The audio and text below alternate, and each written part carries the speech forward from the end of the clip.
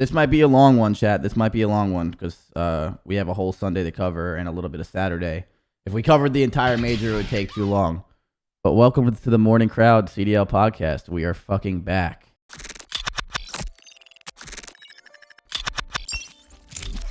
All right, so first match, where was that? I just saw the vetoes. I want to see also I just want to watch a few things from the production standpoint because I didn't get to see it, by the way. You know, this is a heavyweight matchup. All right.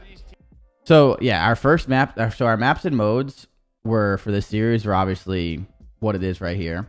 And this is just like, you know, right now there's some maps that we're like, you know, trying to figure out how much we want to play them and stuff. So we ended up playing like this, and this was like both teams are really good at Bocage, so we score up on Bocage. Both teams are good at Berlin SND, so we did that. Both teams are good at Tuscan Control, so we did that.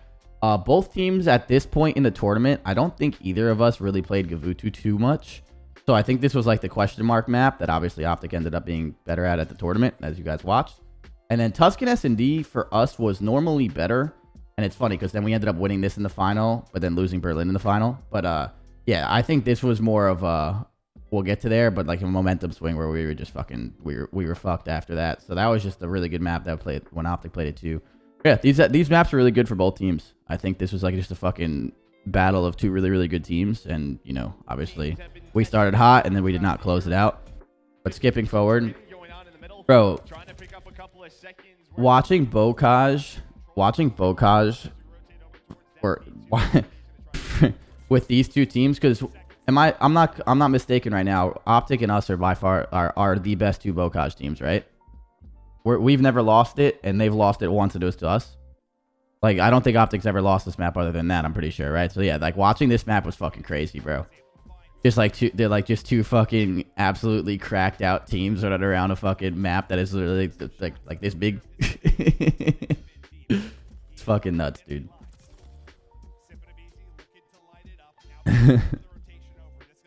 Thieves might be up there. I don't think Thieves is good at Bocage though. I'm pretty sure they're like 3-2 on it or something. I'm pretty sure they lost it. Can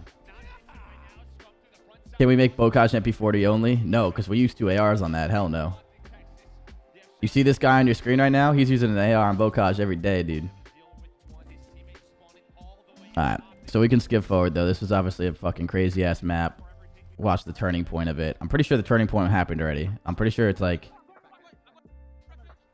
right here. Alright, we have an OpTic listen. I'll go to the beginning of the OpTic listen and hold up. So I don't really get to hear the listen-ins because when you're at the event, it's kind of hard to hear them just because, like, you know, the crowd's going crazy and you're not like right next to the speaker. So I don't get to hear these listen-ins. So I want to watch this listen-in real quick. All right.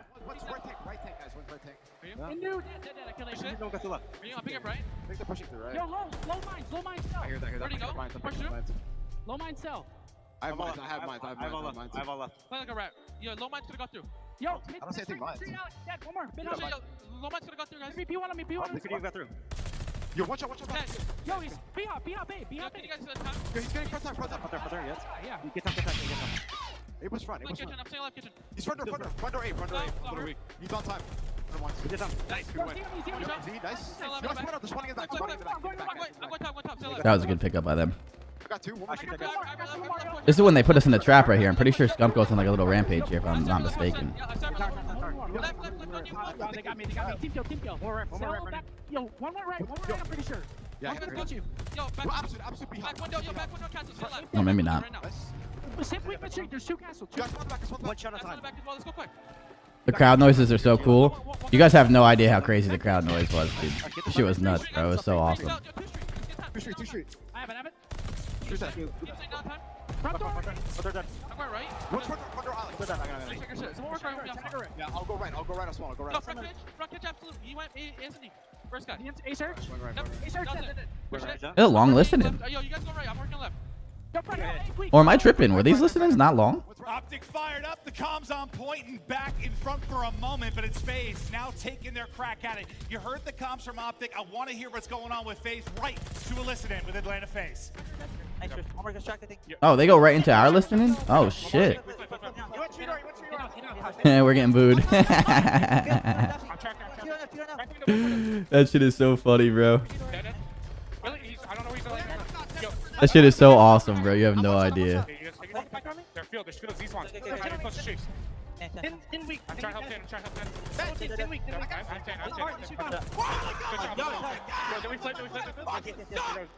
Who's screaming like that? Is that Tyler?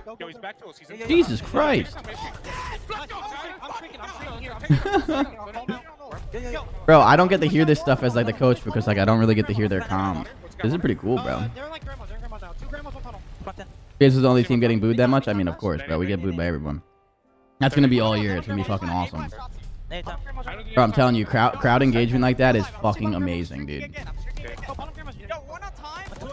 Wait, I hated everything. Hold up, bro. Going back at the coach moment really quick. Going back to this listening. Now I get to fucking roast these guys, bro. Hold up. I want to hear the plan here. I'll see my time. Anytime, guys.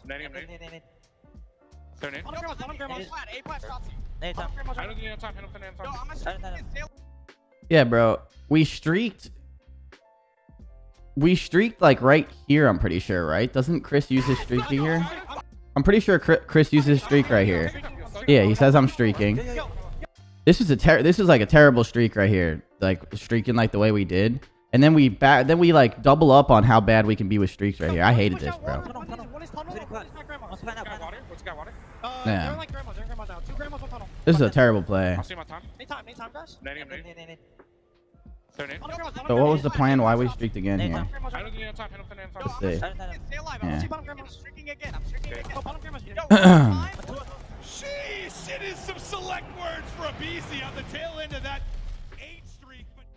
Yeah, bro, that double streak was a bad play. We shouldn't have done that.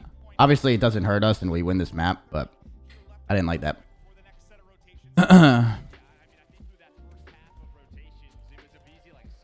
The reason why you don't like double streaking there, by the way, chat, is just because like again, when you streak before that hill's popped, you're not gonna get spawns and you're not gonna get time out of it. And there's a lot of space where people can get inside. Like you have to time your streaks better when we have better map position. So personally, like you know, just in general, like we need to plan those streaks more. But there's a few things that we still have to go over, obviously, in practice and stuff. So live and learn. But yeah, that was definitely mistimed streaks out of us right there. I know you want to talk about the Boston game, but Simple and Massive, the game. No, we'll talk about it at the end. All right, so that was the turning point though of the game right there. Like after that entire thing, once you're playing Bocage and you kind of have this lead on like a P1, and usually when the P1 team, you have the left side of the map, like OpTic spawning on the green side, it's really hard for OpTic to make a comeback here because it's easier to get trapped on this side of the map. And then on top of that, like we have a lead, so like it's very hard for them to sit in P1 and bring it back. Do you know what I mean? Like, so this was just like OpTic gets put in a tough spot. So the turning point of that game was basically those two listen-ins of us able to turn it around and take this lead going into P1. Like look where OpTic's spawning, dude. Yeah, it's just so hard for them, obviously, to have that. So we play this map really well. Like this is our best map. I mean, obviously, and OpTic's very good at this one too. And when two great teams play each other on a map like this, you're gonna see a lot of this situation where either it's going to be a lot tighter just because, you know, both teams are going back and forth, or like one team is going to capitalize on a mistake or two and then like, you know, get ahead. Like we end up like capitalizing on some of the stuff that we were able to like get openings and flip spawns and etc. And we play this map really well. I was really happy with the way we played this, but watching this map versus two teams that are this fucking good was really fun. So that was dope. So yeah, we win this map. That was a fucking crazy ass thing. That was a crazy ass fucking series. Hold up.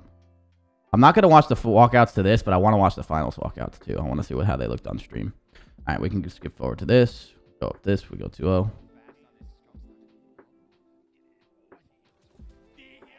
Yo, Daywalker, Old Faithful, Tucker, Thunder, McDubs, Black Eagle, and Alloy, by the way. Thank you guys for the resubs. I love you guys. Yeah. All right. Let's skip forward here. So this is what the stage looked like from like that point of view. That's fucking cool, dude. Bro, just to give you guys a quick like, this was like, I would say like, dude, like this many people right here wasn't even like, dude, there had to be like half of more of a venue in the back. It was fucking wild, chat. It was fucking wild. It was fucking cool. This shit was some of the coolest shit ever. All right, so SND, we'll kind of skip through this because I don't think there was anything too crazy that happened this map. If I remember, dude, there's so many matches. We like went back and forth, and then we ended up winning what 6-4, right? Was it 6-4 or 6-3? I think it was 6-4. Did the crowd overwhelm? Yeah. The sound on stage isn't the best, to be very honest with you. Like the sound on stage with a crowd that loud is definitely not the best, but like that just comes with a part of competing. But I personally think the sound can be much better for like all the players. Like those headsets that they use, those noise canceling headsets are pretty bad. In my opinion. Like even when I'm up there as like a coach up there and I'm talking and I have the soundproof headsets on, it's they're not the best. Oh, he was so close, dude. That was tough. So yeah, we win this map. 3-6, yeah. Simp just played really, really good on the map. We played really well on that map in general. We were obviously, you know, just in general, ready for that map to be played. So we go up 2-0, and then this is like where it all like goes downhill. And like, where is it? Hello? Yeah, dude, look at that. Look at that, bro. Look how fucking many people there are, dude. That shit is fucking crazy. That shit is fucking crazy, dude. There were so many people. It was so fucking dope, dude. Bring back the soundproof booths. I personally think it should be booths and the soundproof headsets with how many people get engaged in the crowd nowadays, but it is what it is. It's really not that big of a deal. Can the players hear when the crowd is saying they're defusing? Yes.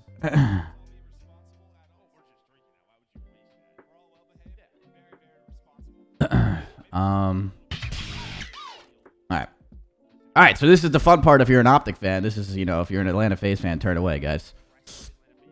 Turn away, guys. If you're an Atlanta FaZe fan, turn away. We're about to watch the pain. All right, let's see, dude. Who's on defense right now? They are. So, yeah. So really quick, I can probably go a little bit more in depth right now. Control is about to change, I'm pretty sure, and it's going to tick-based control instead of kill-based control. And as a fan, so this is speaking as a fan now and not a player or coach or anything of the sort. I personally can't stand watching this game mode right now because playing for kills, in my opinion, limits the amount of creativity you can have. It limits the amount of exciting plays you can have. It limits the strategy of the game that you can have. And I personally think watching two teams do this like that and just stare at each other and no one wants to die and play team deathmatch is fucking corny. So I personally think right now the way Control is played is fucking lame. That has no reason to do, like no reason, you know, like everyone has to play it and you have to learn a strategy. That's not an excuse of like losing it or winning it because we were a very good Control team too. But yeah, it's pretty fucking dumb. Who did the math in Tuscan Control? We'll get there. Everyone that's like memeing the math of Tuscan Control, I don't think they've played Call of Duty, and it's just because there's no deaths in the column. Team kills throw the lives off, so the math gets fucking wonky. I don't agree with the math situation. And first of all, like I don't think we should have went for that, just because I think Tuscan Controls are winnable on offense. I think we should have just taken our chances with 2 offenses, but you do realize you're playing a game with no fucking deaths in the score column, and then the eliminations are eliminations and not actual kills. You can't count the kills. That was like a gamble that I'm pretty sure we lost by like 1. But like, it's just, we'll get there. We'll get there. All right. They don't see what we see. Yeah. That's the same thing. That's the same thing where it's like, why isn't Simp looking to the right, Royce? I don't know. Because, you know, how does Simp not know Scumps back to the right? It's the same thing. Simp doesn't have fucking wall hacks. Simp doesn't have this scoreboard on his screen, dude. You know what I mean? Like, told you. But yeah. So basically right now at a major, the way what's it called? The way at the major that this is being played, just like controls in general are really hard to win offenses because both teams are playing really perfect. And personally, when you're playing a team as good as OpTic, and, you know, 2 good teams that are playing each other, you have to win your defenses, and you obviously want to win by more kills. So that's like right now the strategy. But on your offenses, you can't make any mistakes, and we were making a lot of mistakes. I'm pretty sure I just witnessed one. Is it? No, we haven't. Oh, sorry, we haven't made any mistakes yet. So now we're just like playing like, you know, like just like a straight Call of Duty game. We're trying to go around the back, and like this is what I was talking about. So right now with kills and stuff, it makes offense really hard because you don't want to like drain your lives. So you can't really mess that up, right? So you're like trying to go around and trying to get trades. The only thing I didn't like about our teamwork here, so like there's a lot of people that ask like what went wrong in the series. I think this is the map that stemmed our teamwork to go like haywire, and you'll see what I'm talking about. I'll point out some of the fights. Like this fight right here, like I hate everything about this fight, even though like it's a one. Like look, it's just a one-on-one. Like he starts a one-on-one, and I'm pretty sure our guy in the back died too. Like yeah, dude. Like look.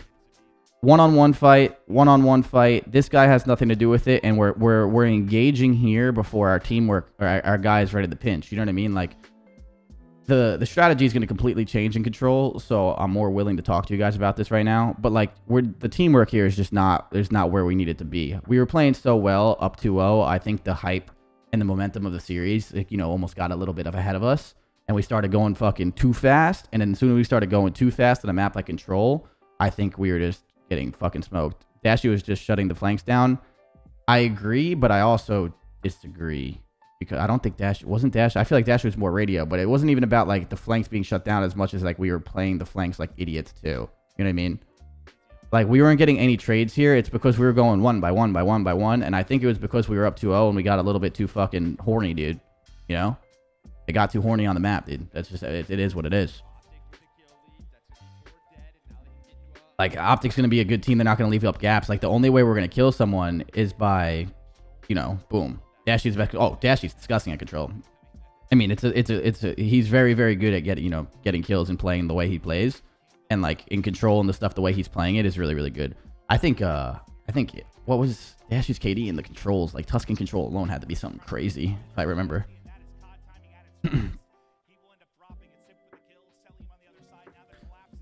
Also, just like really quick, like every time we got a glimpse right here, dude, every time we got a glimpse, like this guy would always win the fight, or we'd get like one down. Like, dude, we were just getting so unfortunate. I'm pretty sure like we get this kill, but then this guy pinches. Like they were doing a really good job of wrapping the map and getting these pinches and shit. Like they were just doing a really good job of playing like the breaks and stuff. They were taking the routes that were needed and all that. All right, so skipping forward, here's a decent push from FaZe.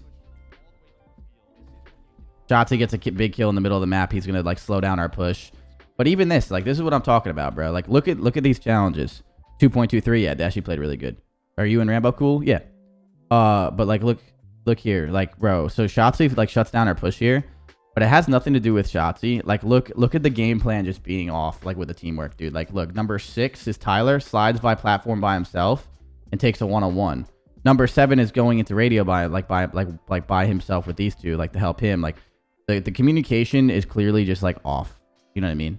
Like, it's just off right here. Like, we need to kill number 4. If we kill number 4 and then number 8, like, you know, watches the pinch, we might have a chance, right? So it's just like, we go one by one again, and now we're all just dying. Like, now these two are useless no matter what. Even if you kill him, look, we get these 2 kills. It's still a 2-on-2, and we can't make that push because we obviously played an untraded kill. Like, we're using our kills in a really poor fashion. And now it's just, again, they win one fight, and here we go again. We have to reset the offensive push, and then we're going to reset it again. And we're going to do the same bullshit again. Like, look, we get this kill. All right, let's set up a push together to get, like, you know. And especially because every untraded kill, by the way, you can see is 12-9 right now, right? Like, all these untraded kills and stuff are the reason why we're going to lose this map. Because we're not going to get that. We're not going to get that last second defense. Alec goes by himself again. You know, like, everyone was just, like, not together, like, in unison. Like, all of us. Like, every player. There was no one specifically by ourselves again. And at this point now, we're just feeding lives. This is just stupid. Like, those 2 kills, those 2 deaths were just dumb. Any other team, I reckon you would have pulled it off. I think against OpTic, you could play a little differently. There's no playing differently against OpTic. There's just playing correctly. That's just what it is. Like, any other team, maybe. But, like, the thing is, like, I honestly think if we played like this against any other team, we would have gotten slammed, too. It's just we were playing really bad Control right now. We were way too aggressive for no reason. We're, like, feeding lives. We're just playing incorrectly. OpTic is playing good, and we are playing bad. Like, OpTic is not, like, letting any mistake happen, and we are playing bad Call of Duty. And that's just what it is. So then this defense... Oh, listening. Damn, they did a lot of listenings. That's pretty cool. So we cap A. We shut down their pushes for the most part. Yeah, we have a bunch of lives too. So this was good. This is good. This is fine. And skipping forward. So we go at 1-1-on-1. I'm not going to, like, again, watch us do this. This is a good start out of us, but we end up pretty sure, like, just losing the pinch fight. And then they get a nade kill. Like, dude, every time we were in a fight like this against these guys, it just never went in our favor. And, like, if we could have just get, like, you know, obviously, if this goes in our favor, it makes it so much different. It's just like, dude, we were getting so close, but obviously, like, so far at the same time. And then when we had to play our traded kills, we just weren't there. All right, so that was a good stop by OpTic. Then skip forward. I'm pretty sure we win this. We do, right? We just trade defenses. Skipping forward. We get the kills. We get them off A. And, like, this is what I was talking about, dude. Like, right now, what's going to change, in my opinion... Hold that, watch. So, like, situations like this... So, situations like this are going to be so much better to watch from a fan's perspective, and that's what I was saying before. I'm really excited as, like, a fan of Call of Duty. Like, you know, taking my coaching and everything out of it. Like, just 17-11... right now is like fucked because you don't want to like give up lives, so it's like low key like capping A here almost hurts us because if we don't win the defense, if we don't win the offense, which you have to go for the win. So like personally, it's like kind of like it's like if you don't win this, like you can slaughter your lives, and if you slaughter your lives, like you're probably gonna lose the map in the long run, right? So it's just like such a pain in the ass, like. I want to watch, like, you know, like these like players be able to like be like more free. Like everybody that I watch too, not just my team. Like everyone that watches, like right now, like I want to have that last second push and not have to like have that like guilty feeling of like, oh, if I lose, if we drain our lives, we're gonna lose, like kind of thing. I think it's gonna be so much better coming here soon, in my opinion. So yeah, we cap A, then we're on B, but like now we're 17-9. You know what I mean? Like capping A didn't help us here because they're probably going to get more kills because they're going to be in a fucking major setup. Yo, Mahola, by the way, thank you very much for the 5. I love you. So it's like, this almost hurts us, but at the same time, you can't like not go for it because we could technically get that 4 dead. It's just like such a weird thing with Control. Because we played our lives so shitty. And now since we played our lives shitty, which is obviously mistake number 1, like now we're in a tough spot where I'm very excited to watch... like these last second plays like happen. I think we'll see a lot more like reckless ass plays going by Ticks. Yeah, Ticks were last year. It went by Ticks last year. I don't know why they changed it back, but they're gonna change it. They're changing it again. So yeah, Control is gonna be Tick based by the way now.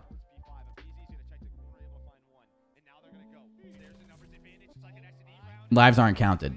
I'm pretty sure if it's tied in Ticks, I think it goes by lives 0. It was kills at first too last year. Yes, they had to change it. Yes.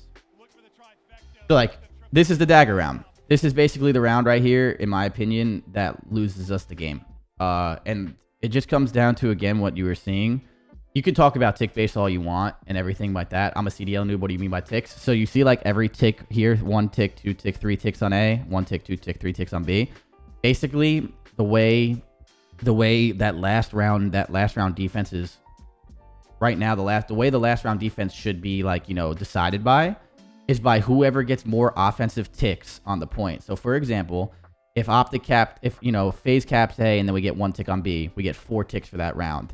If, you know, the next round OpTic caps A, but then they get 2 ticks on B, they have 5 ticks for that round. So they're in the driver's seat because they had a better offensive push. You know what I'm saying? Like they get more of like they get closer to winning. You know what I mean? So that's how it should be. Yo, Teep, thank you very much for the 34 months. I appreciate you. Thank you. So that's how it should be, and it's just not right now. And it was like that last year, so I'm excited for that to be like that again. But at the end of the day, as you kind of saw what I was like pointing out, like a lot of solo challenges out of Atlanta FaZe, like our team is just solo challenging, and that's why you get a lot of 12-4 is because we're playing our we're playing our fights just not together.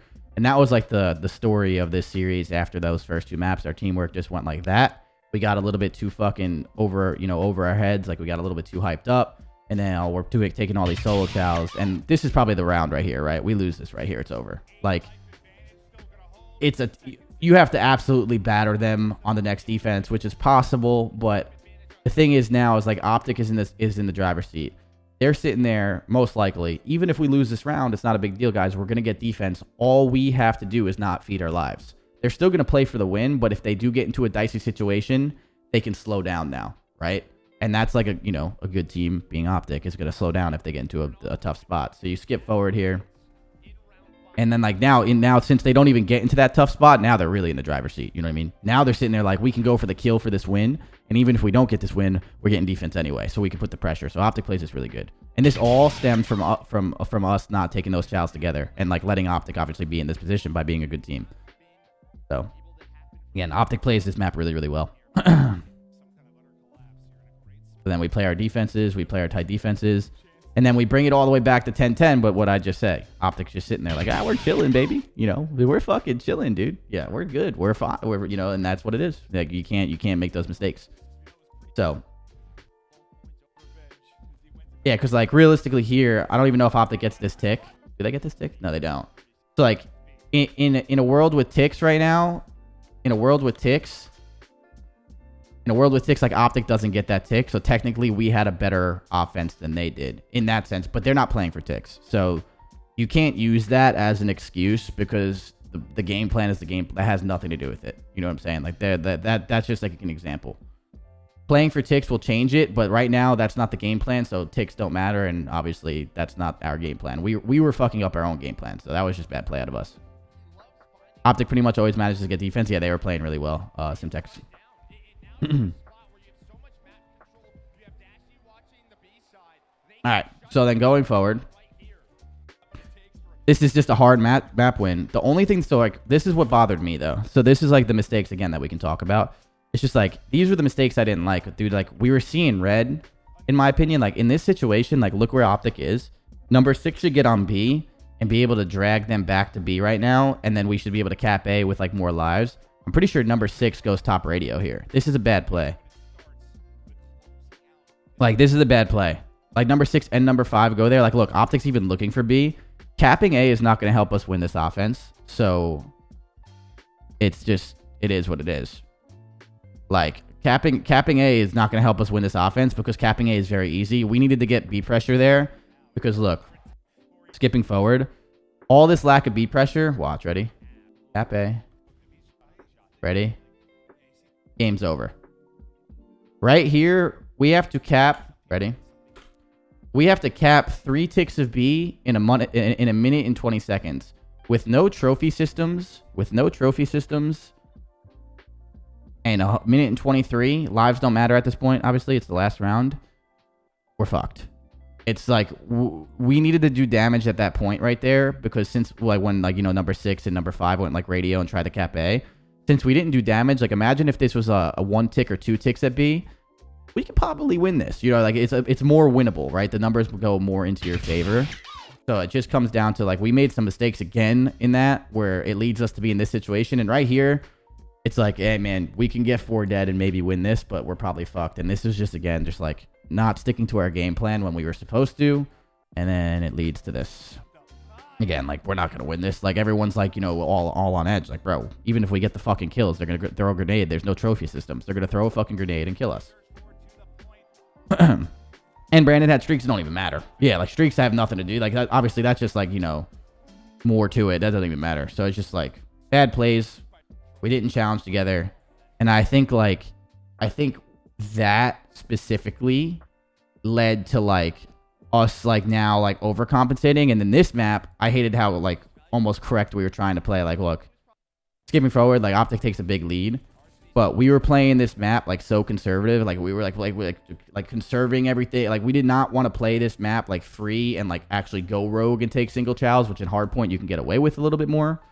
So like we just again now are playing so fucking scared because we're trying to like almost overcompensate for it. So like we were just like now we don't have the game plan where we're supposed to be more rogue, and like this map just leads to like pretty sure Dashy and Scump play really good on this map if I remember correctly. I know Scump does, and we're just like literally just letting players like Shotzi do like those kind of plays way too much. Even though we shut that down, like they were just getting there over and over and over. So we can skip forward through this.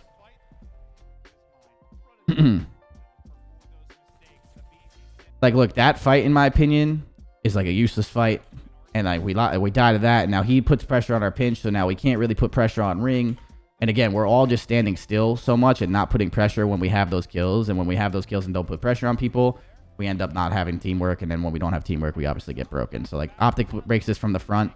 Breaking from the front, in my opinion, is unacceptable. Like obviously for my team, like we need to play a better play than that. That was just fucking shitty. That was like a shitty fucking setup that we played right there. And then OpTic takes advantage of it. And as soon as you get Scump in a position like this, it's just tough. It's very hard to kill anyone in this position, and obviously being like someone like Scump, it's gonna be harder, right?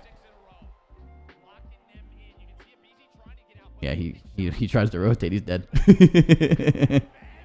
And then here, I'm pretty sure we bring this back though, right? But then, do we? Oh no, we don't. Yeah, we trap ourselves in the back, right? Yeah, we do. Yeah. Because they all get boat. OpTic plays this well. So we flip here because number 4 is on this side of the map. And number 8 is on this side of the map, closer to this spawn. So we end up flipping to the back. And like, spawning in the back of this hill is like miserable, dude. You just get absolutely fucking slammed if you spawn in the back. Like, yeah, we hold some time. But at the same time, like, look at this rotation, dude. This rotation is so hard. And like, that fight was also unnecessary. But like, this is such a hard rotation because they're going to have the fucking P5 spawns and we played it wrong.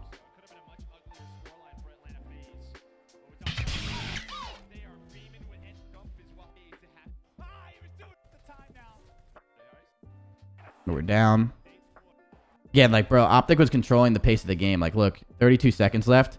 Them getting these kills and being able to push out, like, Scump's about, like, you know, look, Scump's ahead onto the next hill at 31. Like, bro, they're so ahead of the game the way they're playing. Like, we were always like basically on the fucking back foot here, just the way we were like obviously not getting the kills and being ahead. Like, when you're in hardpoint in this scenario, you have to be able to sometimes almost chalk a fucking, like, you know, chalk a hill and like get back on your fucking feet and control the pace. We never tried to like regain the pace of the game. Like, we always just like kept trying to get like the scrap time and let them control the pace of the game. And that's just, when that happens, like, you're gonna lose. Like, we weren't resetting the pace for ourselves, like, which we like to do and like which every team likes to do. That's just common sense hardpoint. And since we don't try and control the pace again, like, we're always on our heels, like in situations like this, bro. Like, we're not trying to actually take the like pace back from ourselves. And when we don't do that, it's just too slow. OpTic plays is really good. Then skipping forward. I don't think this map was close, right? Like, even here, again, like, we get the scrap time, we're still not ahead on rotation. Like, our rotations were really, really slow this map. And I think that stemmed from us being too rogue on the control. So then we wanted to be like more together on the hard point. And then that more together on the hard point led to us playing slower in the hard point. And since we played slower in the hard point, we get fucking bodied because now we're not in the new hills, you see? It's like a reoccurring theme here. Like, even here, dude. Like, well, look at these kills that we get. This kill is useless right now. That doesn't mean anything. Look, we get all these kills here, and like, look at number 2 and number 3. Like, you know, we're all just sitting still. Like, we're all sitting together and not like, you know, we're not making those aggressive plays that we were making on Bocage. So this was just bad plays out of us. We're worried about Dashy way too much. And then yeah, OpTic's just playing a good game, and we're not taking advantage when we can even have the advantage to take. We're not taking it. And then this, again, like, the solo teamwork that I was talking about, like, look at this. Like, this route stems from us not backing up and getting together and like pushing out their side and having their ring. You know what I mean? Like, we could probably bring this game back if this doesn't happen. Like, this is a super key moment. This is the dagger. This isn't a key moment. This is the dagger to Atlanta FaZe.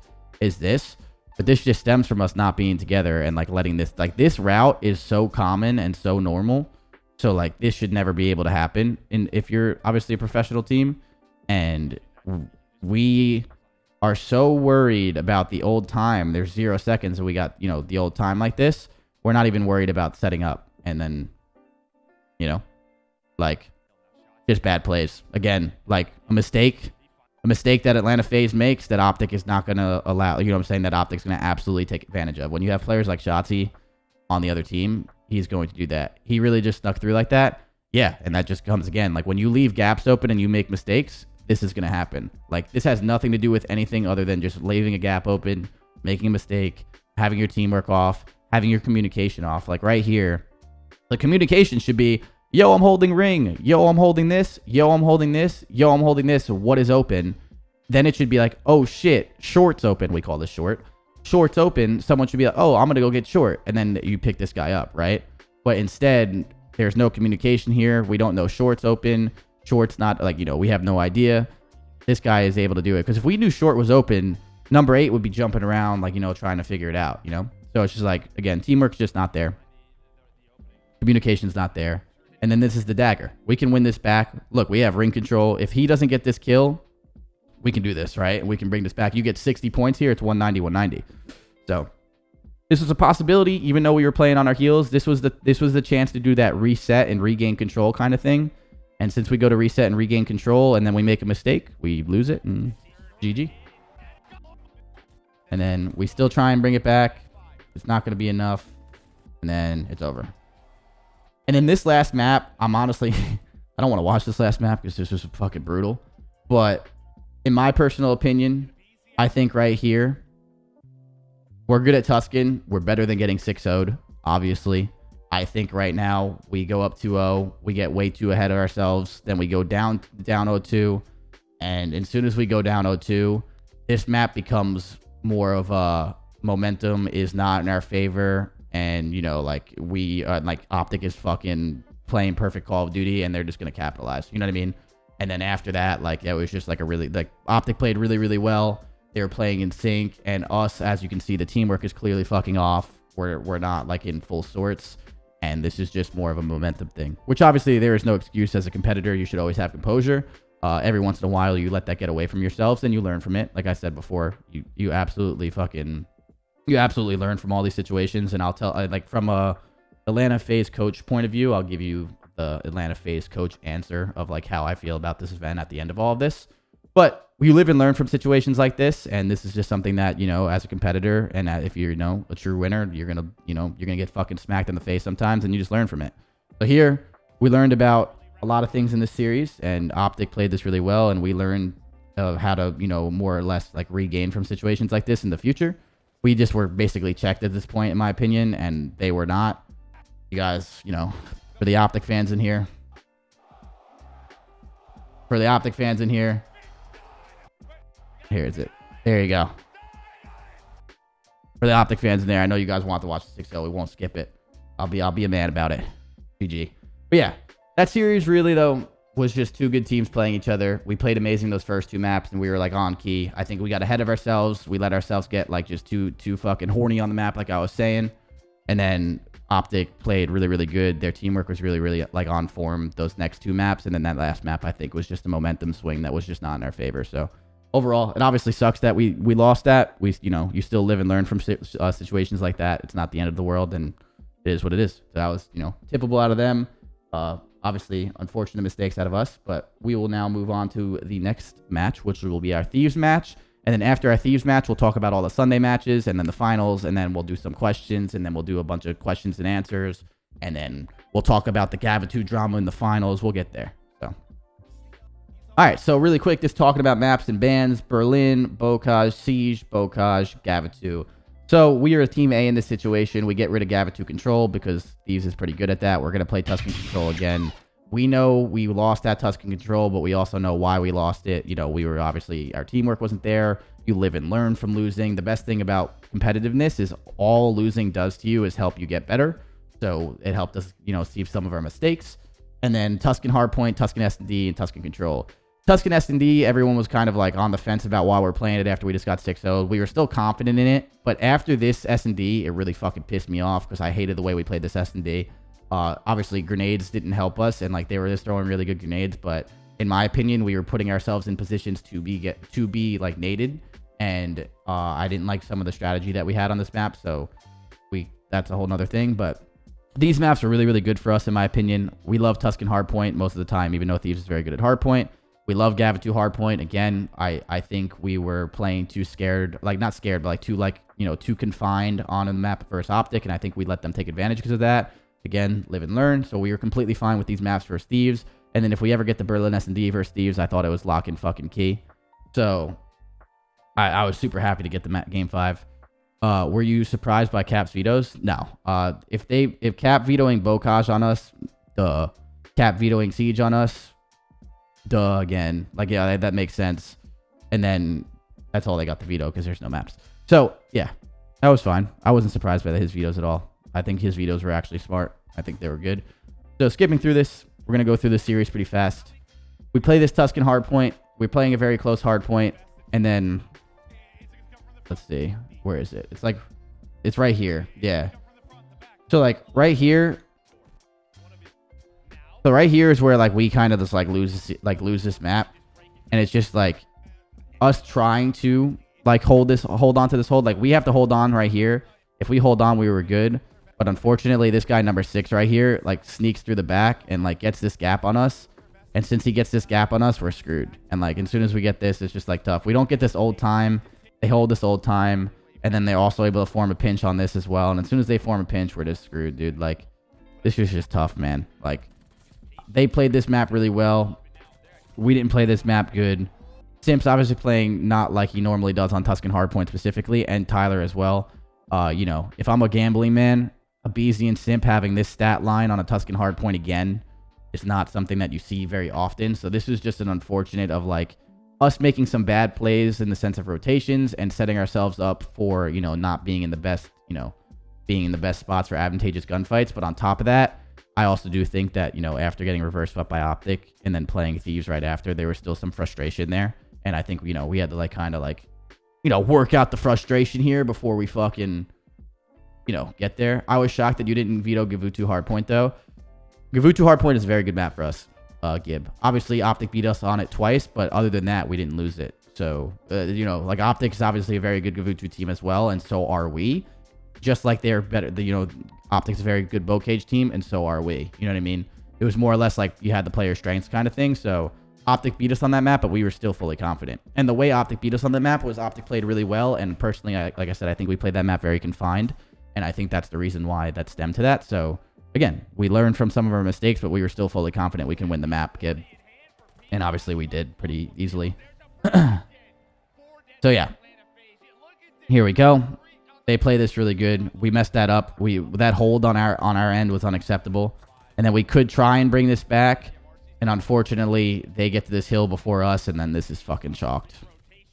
So we lose that. I still think there was some frustration in there. I think our team was still kind of, like, flustered from the 0-2. And then here, in my opinion, is where we're like, all right, you know, we had to talk after this map was over. By the way, we have the Major 1 vlog from me coming out soon, by the way. You guys are going to love it. But here, coming from the, you know, for, like, more of the Atlanta FaZe side of things, we go down 0-1. We get body slammed on that map. And it's like, all right, yo, listen. We're okay. You know, like, this series is far from over. This tournament is not ending here. You know, all 5 of us were like, listen, well, this tournament's not ending tonight. We're going here and we're making the finals tomorrow. And it comes down to it's like, listen, everyone take a few deep breaths, you know, reset the mental, get back into the fucking situation that we need to, you know, talking about the whole thing. Like, and all, you know, we're like, all right, we're good. We get, you know, we reset the team's mental. I reset the team's mental. We're all fucking composed. We're all good to go. We're all fucking happy, you know. And we play this map. And we get grenaded 17 times. And then composure goes right out the fucking window. Watch, dude. So, like, I'm pretty sure BZ goes middle. And then, no, it's not this round. Never mind. So, we start off hot, right? We win. Octane sniping. This is what I was talking about. This is what I was talking about with the nades. Like, these nades are deserved. These nades are deserved. Those 2 nades are 110% deserved. Like, that is just that, like, obviously LA Thieves is throwing good grenades. No shit. But if you're a competitive Call of Duty player and you're a pro player, like, look. Octane throwing this grenade. That is not a hard grenade. Any one of you guys in the chat could throw that grenade. I could throw that grenade. Anyone could throw that grenade, obviously, right? A pro player is going to be able to throw that grenade. So with that being said, us being in the situation like this, you're going to die. Those nades are not like, whoa, how are we getting grenaded? Those are like, well, you're standing behind the most obvious head glitch and you're chilling there. Like, so these grenades were obviously good, but this was also pure and utter stupidity out of us. Like, we were playing really fucking stupid. Like, this was like, what the fuck are we doing there? I didn't like that. But anyway, going forward, we get team grenaded. Whatever. Some of those grenades were like warranted, where it's like, what the fuck are we doing? And some of those grenades were like, what? Oh, that was just tough. And I'm pretty sure it's this round. So BZ goes middle. He gets stunned. Oh, it's not it. It's not it. So he doesn't get grenaded this round, I don't think. Does he? No, he's planning. Never mind. I'm tripping. Sorry. All right, so we get the bomb down. We win. We're like, all right, we're doing this. Here we go. Is this the biggest game for grenades? This in World War II, because there's no trophy systems. 100%. All right. So then here, big kill. We get traded. We're chilling. We let them like push through. We're playing a close game. We're doing this. We win. So here, composure is in our favor. We're all happy. You know, we reset the mental. We're good to go. This is where, like, you know, we're all happy about the shit. We're playing this. I'm pretty sure we lose this. Yeah, pretty sure we lose this. So that was tough. That was good. That was a good retake out of LA Thieves. And we win this. So right here, I think we're gonna win this map. And then this is where the grenades start. This is where like the nades started like hitting us hard. So watch. So he goes middle. I'm pretty sure those grenades were supposed to land top fire. I'm not 110% sure if they were. All I know is that they killed the BZ going middle. And then this is where it all goes downhill. So skipping forward, they get the first blood. They win that round. And then here, like, we're sitting up top and like taking these chows. But the issue is that we're taking these chows and they haven't thrown their grenades yet. So it's like we're not making them think enough. And like these grenades are getting first bloods because like they're saving them. So OpTic, LA Thieves does a very, very good job of saving their grenades and then throwing the team grenade. So that was like good plays out of Thieves right there. Because like you can't like just give up the map. So like they were making us think like, you know, like how they're going to play it. So this was really good plays out of them. That was impressive. And then, all right, so we lose this. It goes 4-4. And then here, this is where it was funny. So you guys all watched the BZ go middle last round, right? So BZ goes middle and then he gets grenaded. So he's like, you know what? I'm going to go to the left side of the map and not get grenaded.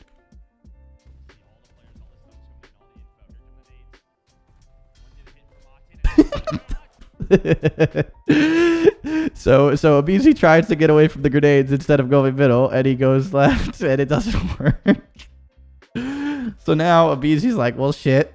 So now he's like, all right, dude, I don't know what to fucking do, bro. Like, I'm going left, I'm going right. Because after, like, we lose this map, and that's like all you really want to watch. If you guys want to watch the last round, I'm pretty sure like the last round, Envoy gets another double get right here. Like, Envoy throws a grenade from like right here into top church, and it just gets a 2-piece. Boom. So all these grenade kills obviously lose us the map. And so after Tyler comes down, and like, you know, as a coach, I'm like, you know, obviously I have to keep them composed. And Tyler comes down and he looks me right down. He goes, dude, I don't know what the fuck you want me to do there, but I did not mean to get naded as much as I did. I just don't know what to fucking do.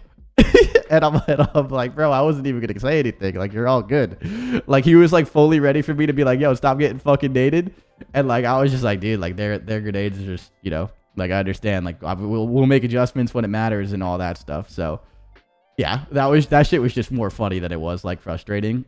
And then after all this, we go to Tuscan Control, and what was said between our team here was just like, yo, like, again, this map, composure gets thrown out the window as like a joke, in like a joking way, because we were just getting grenaded. Like, we win this map, but we don't get team naded 4 times, you know? And so we weren't really that upset in that sense, like, where we making like these like devastating mistakes in the sense of like, you know, like letting like gaps open and all this shit. So it's like, again, the series is far from over.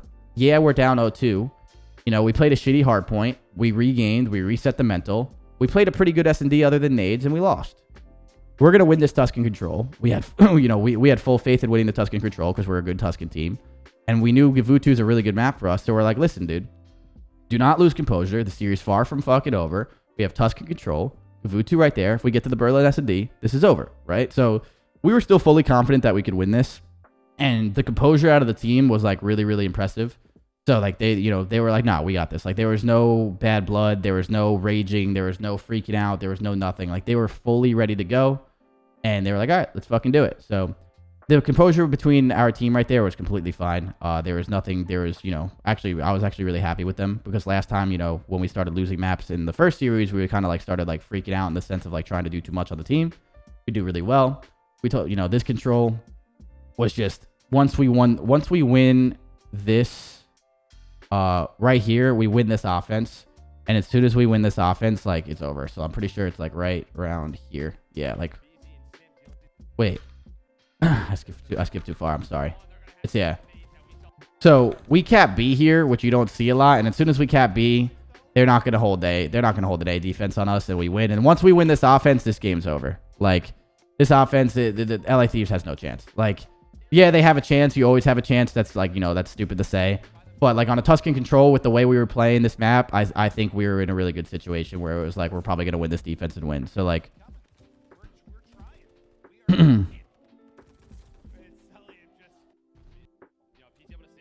We do this. And then, yeah, so we win that 3-1. That was just good. I know you're a good Gavutu team, but surely you guys were a little nervous playing them against... No. Personally, we were fully confident playing this map against them. Again, like, LA Thieves is a good Gavutu team, but, like, we have full faith in our Gavutu Hardpoint, and, like, we still did. We lost it once to OpTic at this time, and we knew the mistakes that we made. So we were completely confident in this map right here. This was like, I was actually really confident watching this map just because of how hard my team's been working in scrims and shit. Like, we've been putting a lot of work in scrims. Right now, honestly, probably, I don't think you can really argue it at the moment, but the best Gavutu team is looking like OpTic, in my opinion. I think they look really good on that map. I know they lost to Boston Breach in the online qualifier, but the way they played it against us was just really good. But personally, I think with how this game plays out and how good teams are, even if this is like, Gavutu, like LA Thieves is a really good hardpoint team in general. Like LA Thieves is a good hardpoint team. We're a good hardpoint team. This is going to like go back and forth like a game of chess. You know what I mean? So like we just ended up playing this map better in like, the 10 minutes of Call of Duty that they played. If we replay this map, we can easily lose it. But I was like fully confident that we can easily win this map if we play our game. You know what I mean? Like we didn't make any mistakes against LA Thieves, and we won. The mistakes that we made against OpTic, we lost because OpTic's such a good team. So it's just like, we played actually pretty fucking good at first LA Thieves here. But yeah, I wasn't like nervous. Like we're fully confident in our game, man. We're not going to go in nervous like that. If I was that nervous about playing LA Thieves on Gavutu, then I would have vetoed it. You know what I mean? So.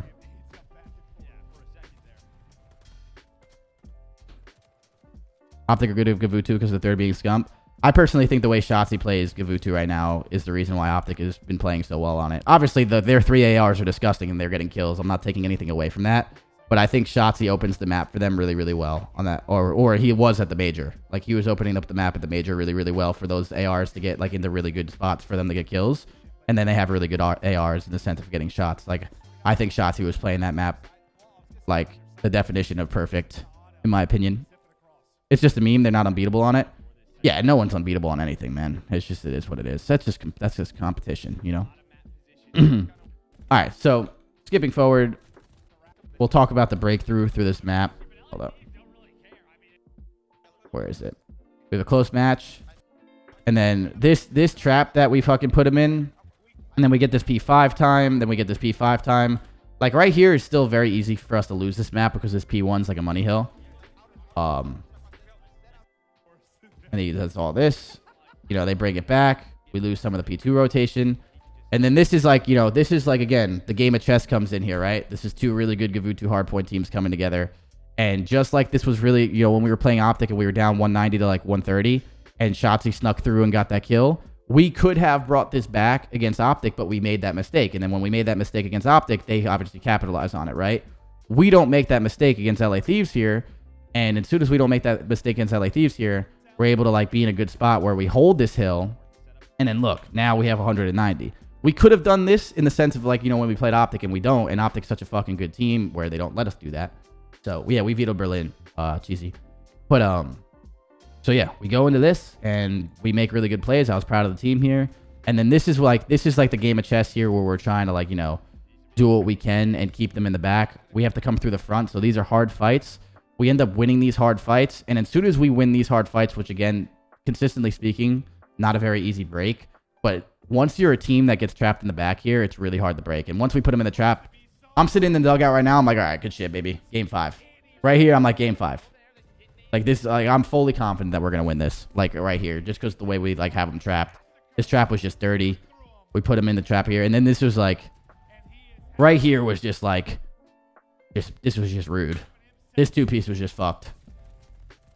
That was just like, you know, that's just tough. So this was just tough here. Thieves lets themselves get in the trap, and we win the map. Don't get me wrong. Thieves is obviously a very, very good Gavutu team. This scoreline, we win it, and we're a very good Gavutu team. And you just can see, like, Thieves makes 1 or 2 mistakes, and this is the scoreline. We made a couple mistakes versus OpTic, and you saw our scoreline. Like, this map is just very, very punishable if you fuck up, and you can't fuck up if you're playing a top-tier Gavutu team. And we don't fuck up, and LA Thieves does here, and they just let us run away with this one. So I love watching 2 good teams play each other, man, because I swear it's like a fucking game of chess. Like, this mini-map, dude, you can just like fucking form the arrows of where people should go and stuff, and like who needs to win the fights and stuff. And if you win them, like you can trap them. But it's like literally watching a game of chess, bro. It's fucking cool. But yeah, after that we won the series. This Berlin was gonna be in our favor, in my opinion. I don't, you know, obviously historically speaking, right now LA Thieves' search is like iffy right now. You know, they haven't really been looking like the best at their SND. Berlin SND, we were really confident in it, and we were just playing really good. We have the momentum here, and it's kind of like what I just said about what we just talked about OpTic. We're up 2-0, like, you know, yeah, we vetoed Berlin Hardpoint. Easy. What's it called? Right here, we're up, and it's just a matter of like, listen, they were just up 2-0. Now it's 2-2.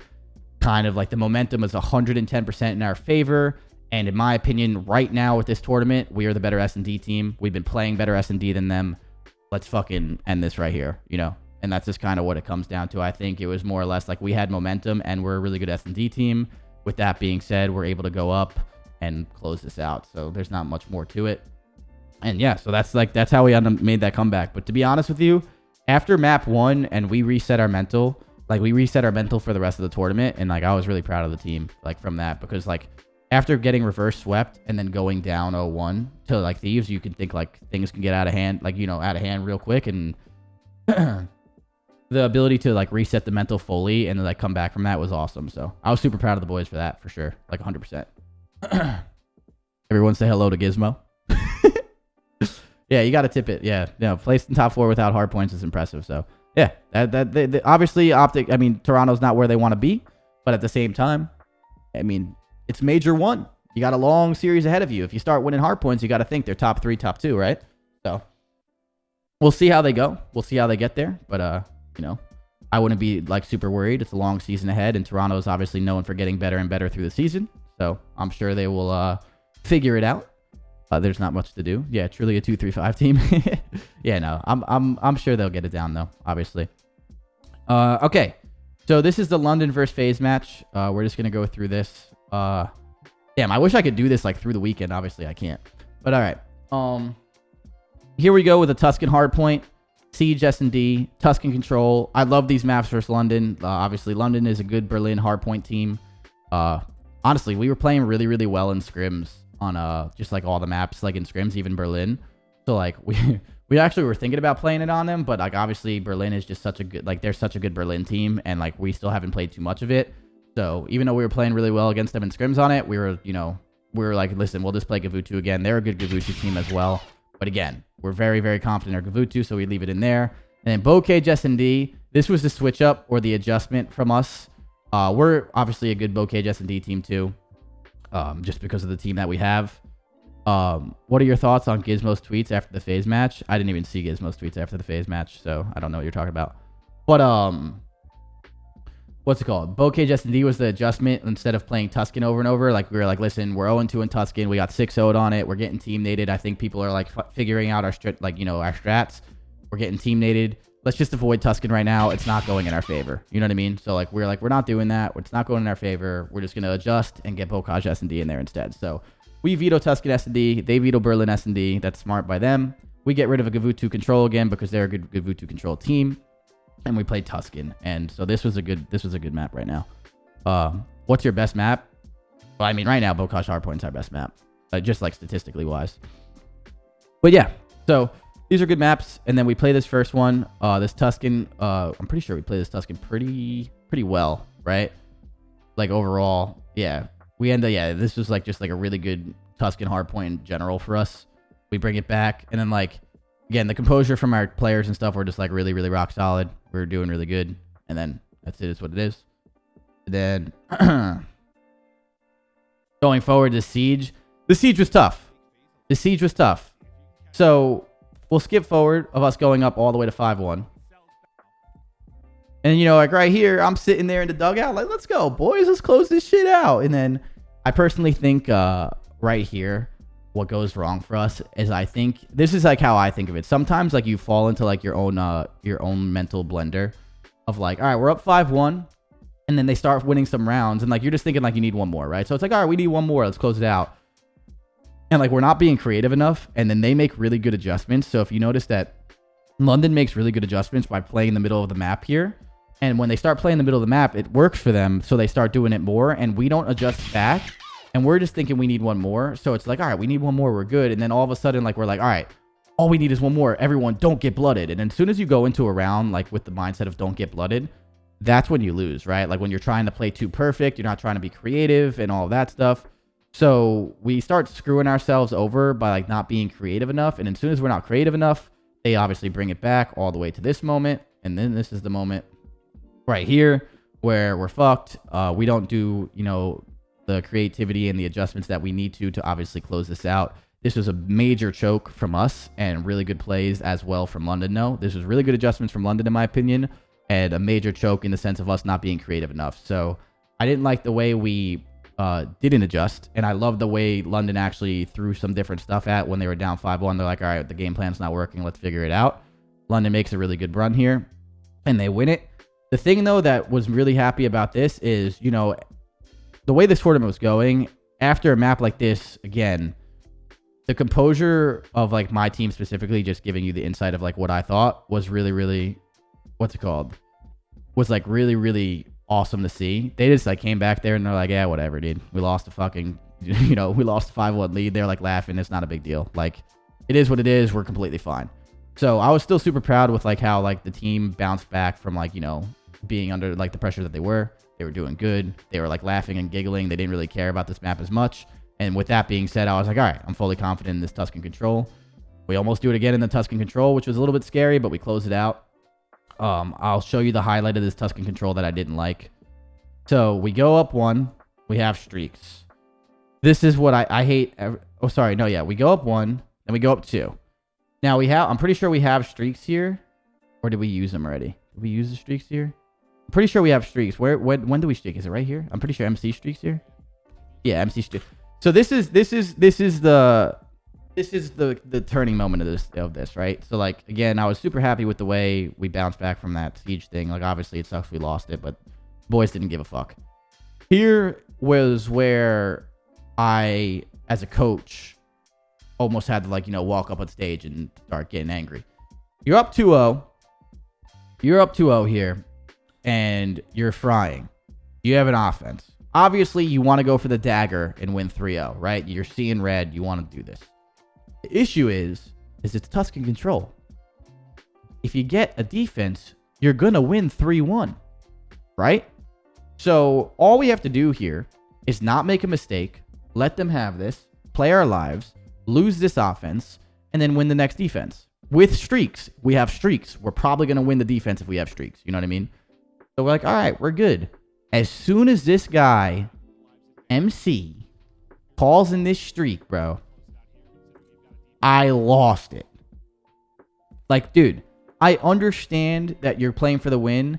I would not have minded this. I would not have minded this if this wasn't going by kills and we were trying to get ticks or something. I really wouldn't have cared as much. I still would have cared a little bit. I would have not have cared as much if this was a tick-based control instead of kills.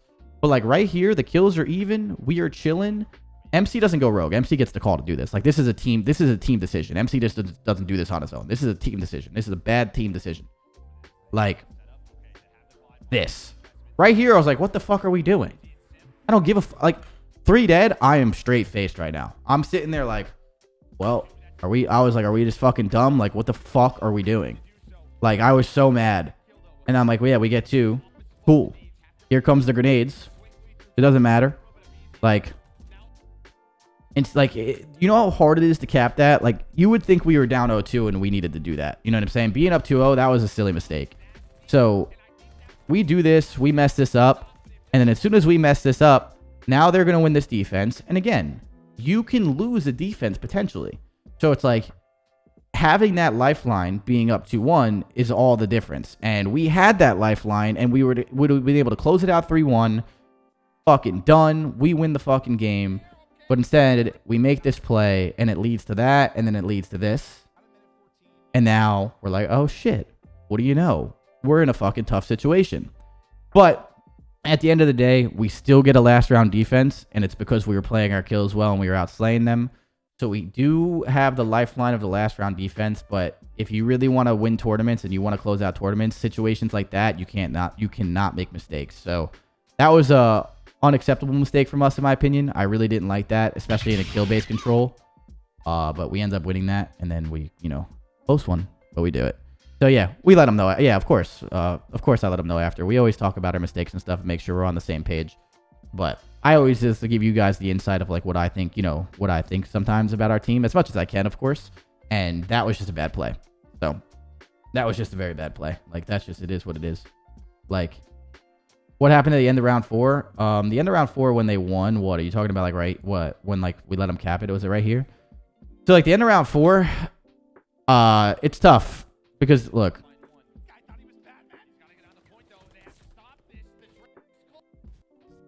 The end of round 4, look right here. Here. So the end of round 4, you don't. By the way, the game doesn't tell you when they're on B, right? The game doesn't tell you when they're on B. So obviously you have to know they're on B as a pro, but the game doesn't tell you they're on B. And so like he thinks like he has more time to push out, and like he doesn't realize that like they're pushing it as quick as possible. This is obviously a bad play, and he should have came back. I understand that. The communication probably got a little frantic, if I can take a guess too. But like, yeah, he just thinks like he has to get on it, and like he just doesn't realize. Like, as weird as this is gonna sound, this game, if you guys, I don't know how many of you guys play this game in private matches, because sometimes in rank play it actually says losing B, but they do a very bad job of like showing you how fast it's moving and showing you like, they're on B sometimes. Like, I don't know if you've ever noticed that like sometimes teams don't react when a guy gets on the point. It's literally because like it is harder than you think to react in the way this game's like, the way this game is. It is a lot harder. It is a lot harder that you can like, you know what I mean? It's weird, but it's a lot harder than it seems. Like, you guys just don't realize, like, they don't have this on their screen where it says, like, losing B and it's moving fast. Like, obviously, this is still an unacceptable mistake. But, like, it is, like, they do a very bad job in this game of, like, letting you know what the fuck is going on sometimes. So, like, in a situation like this, like, I was obviously pissed, but sometimes it's like, Yeah. Do you wait till after the map to tell them their mistakes or at the end of the series? Personally, Jamie, it depends. Sometimes we'll talk about brief mistakes, but like I'm not gonna go in there in a map 2 and be like, "What the fuck are you guys doing? Step it the fuck up!" Like, I'm not gonna ruin their mental. That's just stupid, Like, you gotta stay composed. So like we'll talk about mistakes later. Every once in a while, we'll briefly talk about them and be like, what's all good? Like, what are we doing and shit? But like most of the time, like it's like more brief than it is like super in depth. At a major like this, in an online match, I don't give a fuck. In an online match, or it's way different. But in a major like this, you can't you can't just like ruin the mental over a mistake. That's just not knowing how to win, in my opinion. That's just being stupid. All right. So here, Gavutu, we can skip through this. This was pretty nasty. We played this really good. We went on that trap. We played it really well. Yo, yes, I'm Ollie, 47 months. Thank you very much. Alex, thank you very much. Slag, thank you very much. And Jake, thank you very much. Oh, Pokeeks, Shui, Churro, I got you. And Hail Spanky. Thank you guys all for the subs. I appreciate you guys. But yeah, so that was the end of this, and this obviously leads to the finals, so we'll get to the finals right now. Everyone say hello to Shotzi. He's staring at you. You gonna play ranked or hop off of scrims? No, I'm probably gonna play ranked for a little bit. I have a lot to do today before scrims. I should be able to get it done. So I'm gonna try and do everything before scrims so I can get everything done. Do you expect in the ban Bocage Hardpoint in the grand finals? If they didn't ban Bocage Hardpoint in the finals, I would have been really surprised. So let's all take a lovely look at our beautiful map pool here in Call of Duty Vanguard. A lot of maps to veto. As you guys know, OpTic was Team A because they won and they came from winners. In my opinion, I know I have stated this 17 fucking times. I will state this another time. We should be down 0-1. Atlanta FaZe should not have a fair chance to win this series. We should be down 0-1. I personally think the fact that we're not down 0-1 is a absolute tragedy. I think it is fucking stupid. And the fact that we are not down 0-1 is fucking dumb. That is my opinion on that. It's been my opinion on that since my team has been winning tournaments. Since we've been losing tournaments, I have had the same opinion. The fact that OpTic does not have a fair chance to does not have an advantage, and we have a fair chance to win this in a best of 9 is stupid, and it shouldn't be allowed. Yes, OpTic wins this, but you guys do realize that if we went to map 9, so there's some issues with this Gavutu Control. I will give you my honest opinion on that in a second. But if we went to map 9 and we won this map 9, you know how fucking mad I would have been if I was OpTic? Like, this is coming from someone that's been in the situation. Obviously, we've obviously had our tournament runs too. You come from winners, you're up 1-0. Period. There's no argument to it. I don't know why there is not. I don't know. It's really fucking dumb. So it makes me really, really annoyed. I like the best of 9. I just don't like the fair best of 9. It should not be fair. This right here is not enough of an advantage for OpTic for being Team A, for coming from the winners. Like, this right here is not a fair enough. Like, this is dumb. I personally think 2 best of 5s would work, but I also just think if you just give the best of 9 team a 1-0 advantage, I think that works too, right? But personally, I don't really think it matters. The only reason why I like the best of 9s, in my opinion, before we get into this final chat, is hear me out and you guys tell me what you think. Personally, I think a best of 9 really shows you the map pool of a team. Like, in best of 5s, you can get away with like vetoing the same kind of thing back to back and like get like kind of similar maps. So I don't know. It's kind of weird. Like, I like the best of 9 because you have to have a pretty deep map pool, you know, and it really shows you who's the better team. Like, you know, in the long haul of a series. That's how I view it, in my opinion. I don't know. So I like the best of 9. I just don't like the fact that OpTic doesn't have an advantage here. Like, how the bro, like, I've been saying this for years. How is this still a thing? But anyway, so yeah, OpTic vetoes Bocage. Like, you know, there's your advantage, OpTic. Fucking stupid.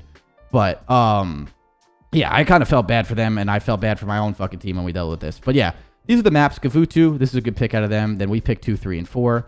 We picked Gavutu Control instead of Tuscan because, you know, we wanted to take our chances. Obviously, we wanted to see like how we could play Gavutu Control. We've been looking good at Gavutu Control in scrims, so we were fully confident to play it. So we wanted to see, like, you know, how we can play that. Then Tuscan, Berlin, and boom. This is the map I really wanted to get to force a game 9. I don't know if we would have won a game 9. It doesn't matter. But like, this map, I was like, you know, we were playing really well against London in scrims on this map. Like, Berlin Hardpoint was looking so good for us. So I was pretty fucking stoked to get to that map. We don't get to that map, so that kind of sucks. You know, I was like hoping that we could automatically force a game 9 if we get there. We don't get there. That was like kind of my hope. But just in general, this map set was good. I think this was good for both teams. And yeah, so let's start fucking watching. But yeah, that's my take on this. OpTic deserved the 1-0 lead, and the fact that they don't is stupid. So yeah. All right, Gavutu.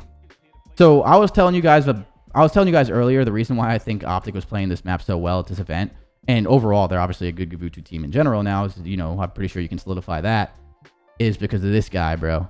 Don't get me wrong. He's nasty. He's nasty. He's nasty. Not saying that they're not nasty. But this guy right here, bro, I think the way he was playing this map on Gavutu is just so awesome. And the reason why is, like, I'll show you some of the plays, dude. So skipping forward. Like, look. This guy is just he's so quick on the map to, like, get to situations like this and just cause an issue, dude. Like, look. He's being an absolute rat, dude. It's a good-ass play. This is, like, the ratty plays you need, dude. Like, he's so good at getting in your base and being aggressive and then being really hard to find. Like, this is such a good play. Like, such a typical play out of him. And plays like this are the reason why I personally think they were playing this map so well. The rest of their team is great, but this shit is the reason why, like, they were able to just dominate. Like, look. 1.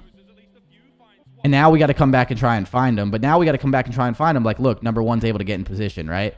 So, like, this opens the map for someone like Dashy to get map control, and he doesn't, but they're still looking for him. Like, this completely slows down our push, and he does this over and over and over again. Like, and he just puts his team in the spots where, like, even if they fail at it, he's giving them that opportunity to be like, hey, set up while I'm being annoying in their base. So Shotzzy was really, really, really annoying to play against on this map for us, in my opinion. And I think he's a real big reason why this OpTic team was playing so fucking good. It's just because, like, I don't care about his KD. He's 6-2. He could be 0-2. I really don't care. He was just playing so well, like, mechanically. Like, he was playing, like, textbook Call of Duty of the sense of, like, how to fucking be, like, a winner in that sense. So that was really simple shit out of him, in my opinion. All right, so skipping forward. Pretty sure do we bring this back here again? Yeah, we do. All right, so close game again. And then again, so Shotzzy also makes a good play here. So this is like what I was talking about. Like, you know how I kept saying, like, you know how you can't make mistakes against good teams? So, like, a situation like this, Atlanta FaZe, we have them trapped in the back. Yes, they, like, rotate out here, which isn't that big of a deal. The issue is we don't pick it up. And what I mean by that is, look, we should know that they're out here, right? So we start rotating. You can see the Atlanta FaZe arrow start to rotate. The problem is that the route that Shotzzy takes right here is a predictable route, but also a very hard one to stop. And this is the most important route, in my opinion, for him not to let him, like, get boat control and shit, and he gets it.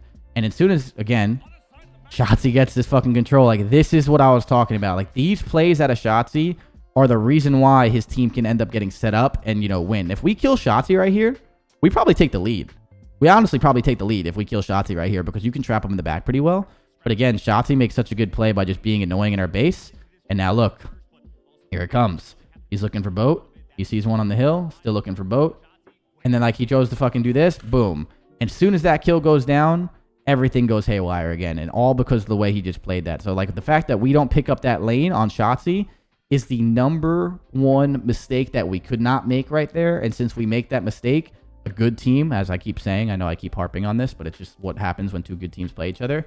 A good team doesn't allow you to get away with a mistake like that. A player like Shotzzy will never let that through. Shotzzy takes fucking advantage of that mistake and then absolutely fucking fries us. And again, right when Atlanta FaZe has a sign of life, Shotzzy takes it away. Like that, those are the plays where it's just, like, so impressive to see when a team is doing that, dude. And we do that to teams all the time too. But when we don't, you know, it's just, again, that's why this is my favorite shit to watch, by the way, as, like, again, taking me out of the FaZe coach mind here, taking me out, like, and take all the bias away of Atlanta FaZe. As a fan of Call of Duty, watching two good teams play each other, like, personally, this is like again, I always say a game of chess. Like, I love watching the minimap and just watching plays like that, like smart plays. And we do it all the time. And when we don't do it and they're capitalized, it's just, like, so fucking cool to watch, like, just good Call of Duty. So, like, OpTic was playing good Call of Duty right there, and it's just fucking nuts, dude.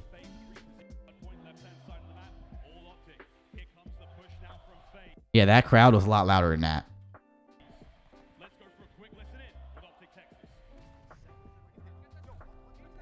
Good team, name it SL.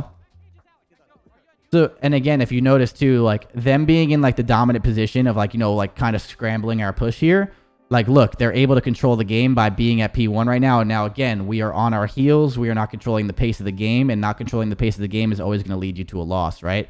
So we can't control the pace of the game here, and then OpTic plays it so well, and that's what I'm saying. Like, Shotzzy just being so annoying lets them control the pace of this game.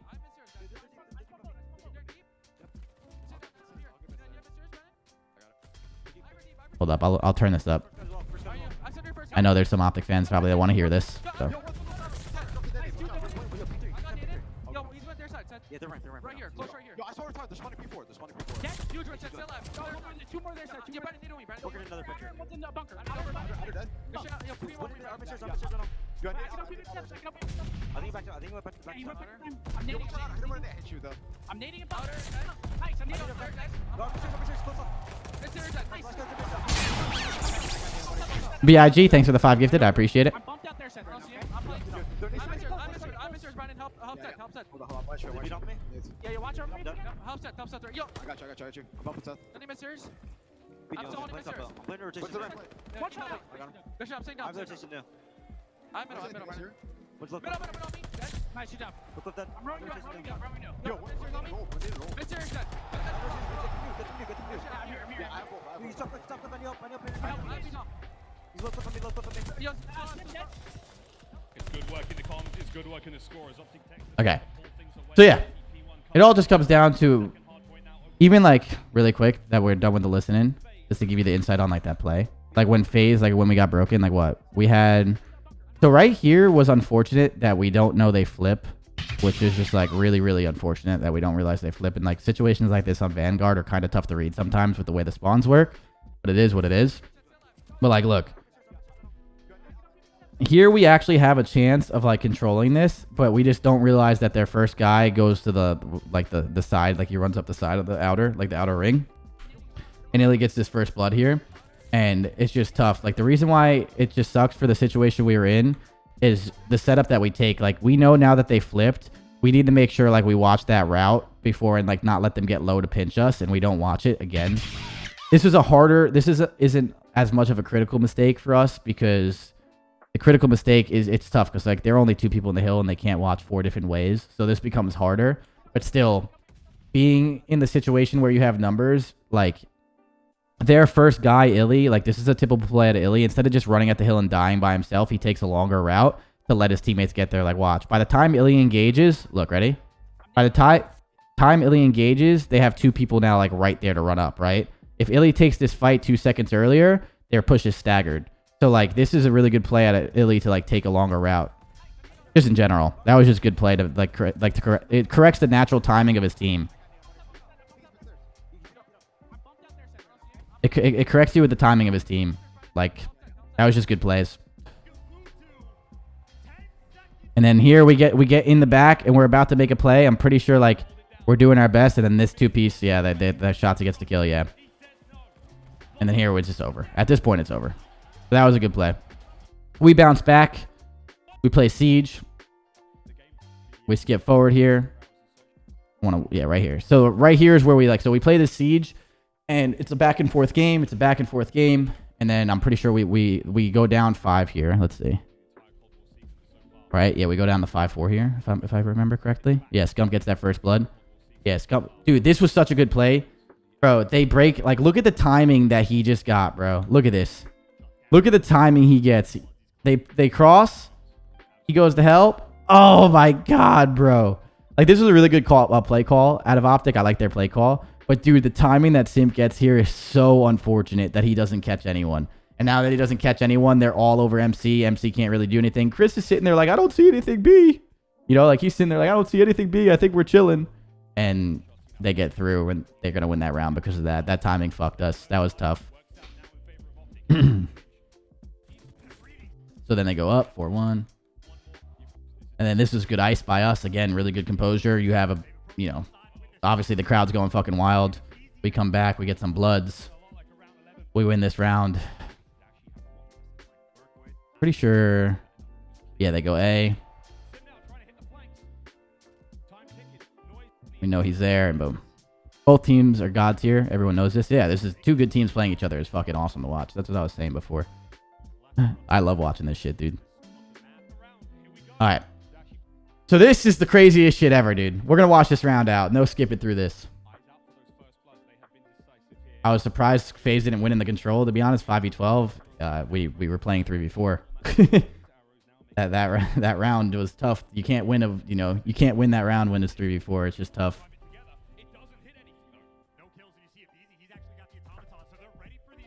This round 11 was nuts, dude.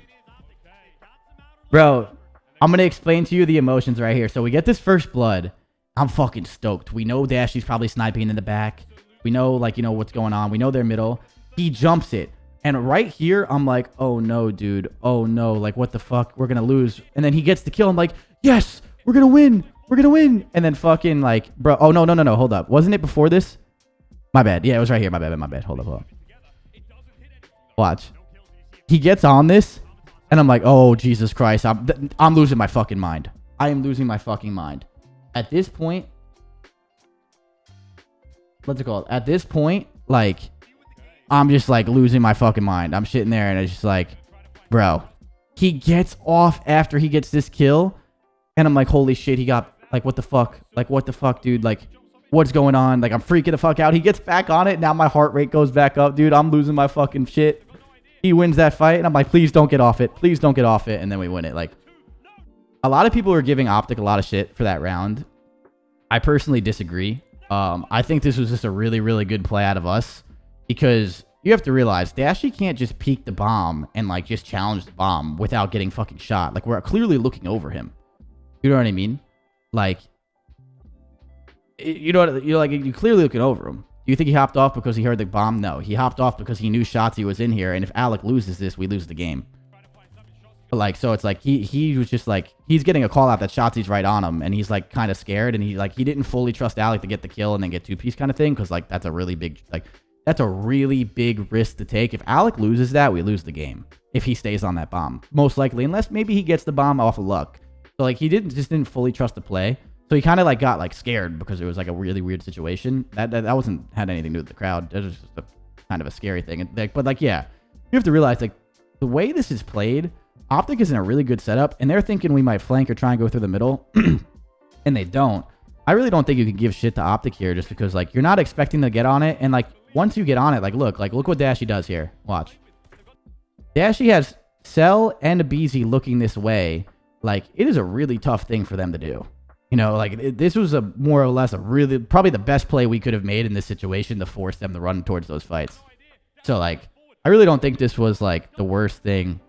Like obviously OpTic makes a slight mistake by like not playing enough defense after they plant, but that was just a tough play out of them. Like I don't know. That was a really good play out of FaZe and a really good play out of, you know, a little mistake at OpTic. And like I was just explaining in the other way, like when OpTic was making a really good play and we were making a little mistake, like you kind of saw what was happening. It's kind of the same thing, obviously just flip-flopped. And then this, I'll give you my take on this. Hold up. I'll give you my take on this whole map. So we're going to run through this, and there's a lot of drama that goes around with this. I'm not really going to get into the drama with this because it's not really just how I am. Really quick, though. Brett, Ben, and BIG, Panda, Zach, Joe. Thank you guys for the resubs, and BIG, I got you with the 5 gifted, but thank you. So I'm going to give you like my honest opinion. Obviously, this is, you know, there's going to be people that don't like it. I don't really care, to be honest. And at the end of the day, we lost fair and square in the sense of like the tournament. So like this has nothing to do with anything. Like I'm not going to sit here and say like, oh, we could have, like I'm not going down that fucking road. You guys know, well, a lot of you guys might not know, but the people that watch my stream and the people that know me, I'm not a big fan of shoulda, coulda, wouldas. You know, like we could do that all fucking day. And if that's the case, I coulda, shoulda, coulda, woulda fucking won 3 more tournaments in my career and I didn't. You know what I mean? So the only thing I'm going to say, and I'm going to give you my honest opinion with that being said, is skipping forward right here. Where is it? Hold up. At this moment, at this very moment in time, we're fucked, right? We're sitting there like, oh shit. You know, this isn't easy. Like this is a tough one. And we're trying to win the offense. As soon as this happens, look. As soon as that happens, we're like, okay, it's doable. Probably not, but it's doable. You know what I mean? Like, doable. Sucks, but it is what it is. Like, maybe we could do this. Maybe we slam the shit out of them on defense. And now, this is my first take before the second one. The reason why I don't like Control right now is because right now, OpTic can just not play this round and be in a situation where they can probably still win. And I think promoting players to not take gunfights, to not be aggressive, to not make plays is boring to watch. And it is stupid just in general. So that's the reason why I don't like Control right now. Because I think it just promotes like kind of boring gameplay. And I'm not saying that OpTic's being boring because they're not. But I'm saying like in general, the way it can be played. Yeah, but FaZe did that on Tuscan. Yes, that is literally my point. Like boring plays out of like I'm not like this is if you're an OpTic fan and you take this personally to OpTic, then like that's just on you.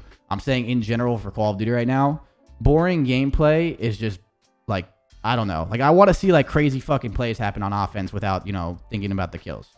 So like this shit in general, is just like so hard because, look, they're going top tower and shit and playing their lives. Amazing strategy out of OpTic, but it's just like so like damn, dude. You know, like I want to watch fucking Call of Duty. Like this is like so like you know, it's just not fun to watch as a fan. This is not coming from the FaZe coach. This is coming from a fan of Call of Duty. This is boring to watch. Same thing when we did it on Tuscan too. Everyone does it. So this is just boring to watch. We lose this, whatever. And then they actually go for B, which I actually kind of liked, by the way. So this is the shit I'm talking about. When they go to B right here, by the way, I also hate the fact of the way we play this.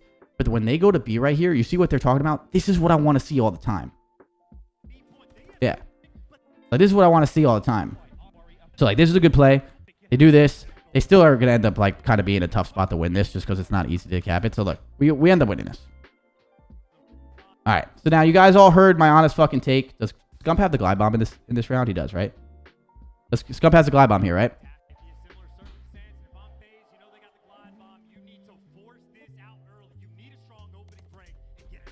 Hold up. Sorry. My bad. Alright. Just really quick. Scump has the glide bomb here, right? Alright, so this is my take on this last round. And this is what I was going to say.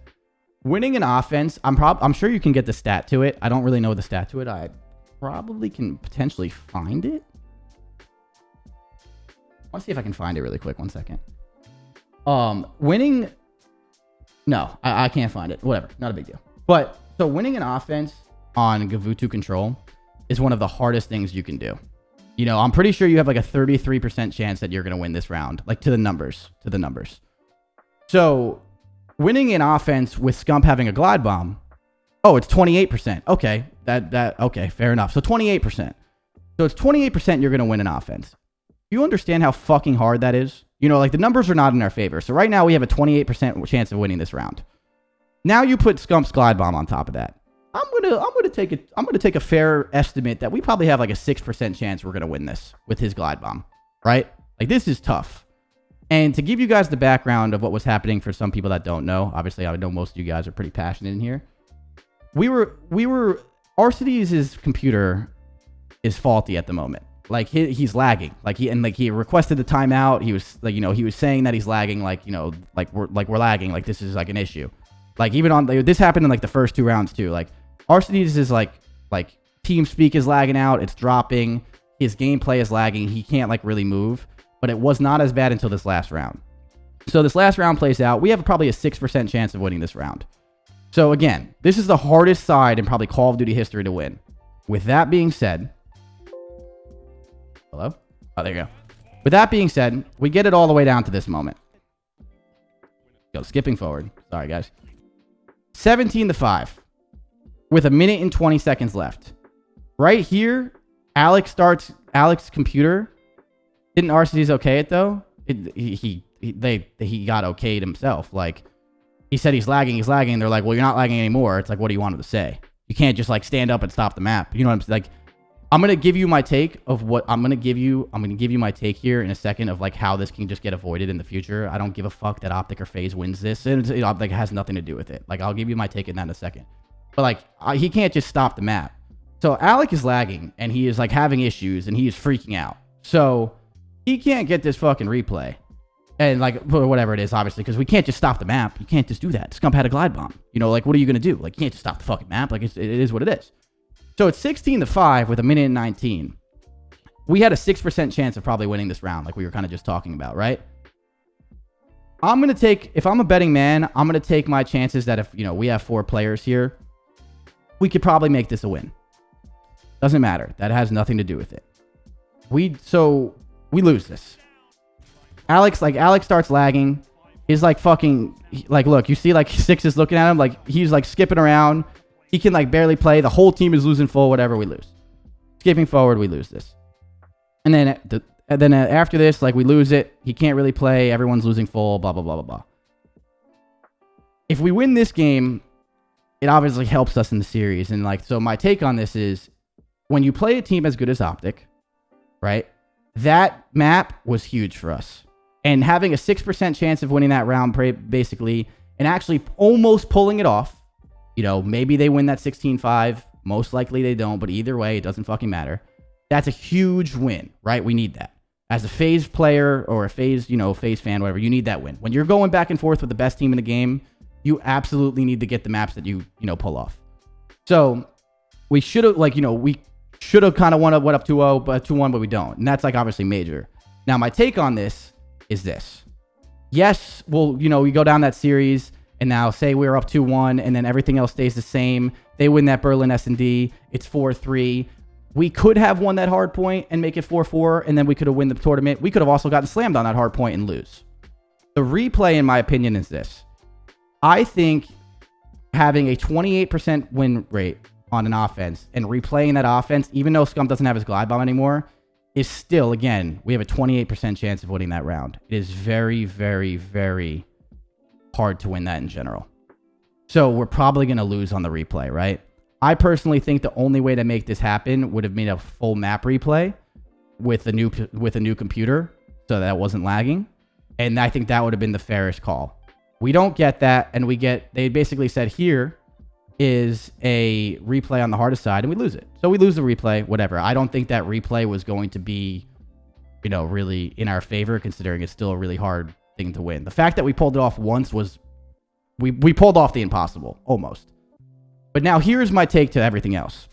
I don't give a fuck if you're an OpTic fan. I don't give a fuck if you're a FaZe fan. This has nothing to do with, get a trade in a 5v18 when it's a 3v4. Or, you guys lost the replay. I don't give a flying fuck. What I care about is, how are we this far into the CDL and we were supposed to have a pause feature in MW. And obviously we go to PC, we go to PC in Cold War or whatever. How are we still playing a game where in this situation, if Alex starts lagging, he can't just go, yo, ref, pause the fucking game, and then come back down? That is my issue. Because here is the thing. Shoulda, coulda, wouldas, blah, blah, blah. I don't give a fuck. Yeah, obviously if we win this map, we're up 2-1, and then they win that Berlin SND, and they fucking get to the fact of like, yo, it's a 4-3, but then we win that Berlin Hardpoint, it's 4-4, we got Bocage map 9, everyone goes crazy, FaZe could win, FaZe could lose. I don't care. I don't care. It sucks. It does suck. It is what it is. It really does. But the problem is it sucks that players get put in this position, and then like they can't do anything about it. That is my problem with this, is how are we not at the point where he can't just go, yo, pause the game? And you guys are saying Len, and you guys are saying the CDL. This is not a shot at the CDL, because the CDL doesn't make the pause button. They don't make the game. You know what I'm saying? Like, they're not making, like, you can't really roast the CDL because the ref doesn't make the pause button. You know what the fuck you want that guy to do? Like, I saw they called out a timeout.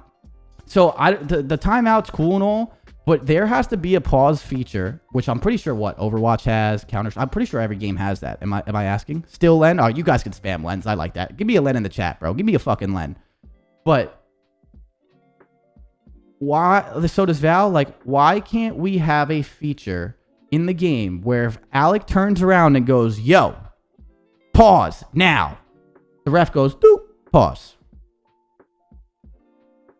Like, that's the thing. It's like, I feel like we're too far along in competitive Call of Duty, and we're too far along in the CDL. Like, the CDL is a serious thing. There's a lot of money into it. And like, you know, this is a fucking banger of a series. This is fucking awesome.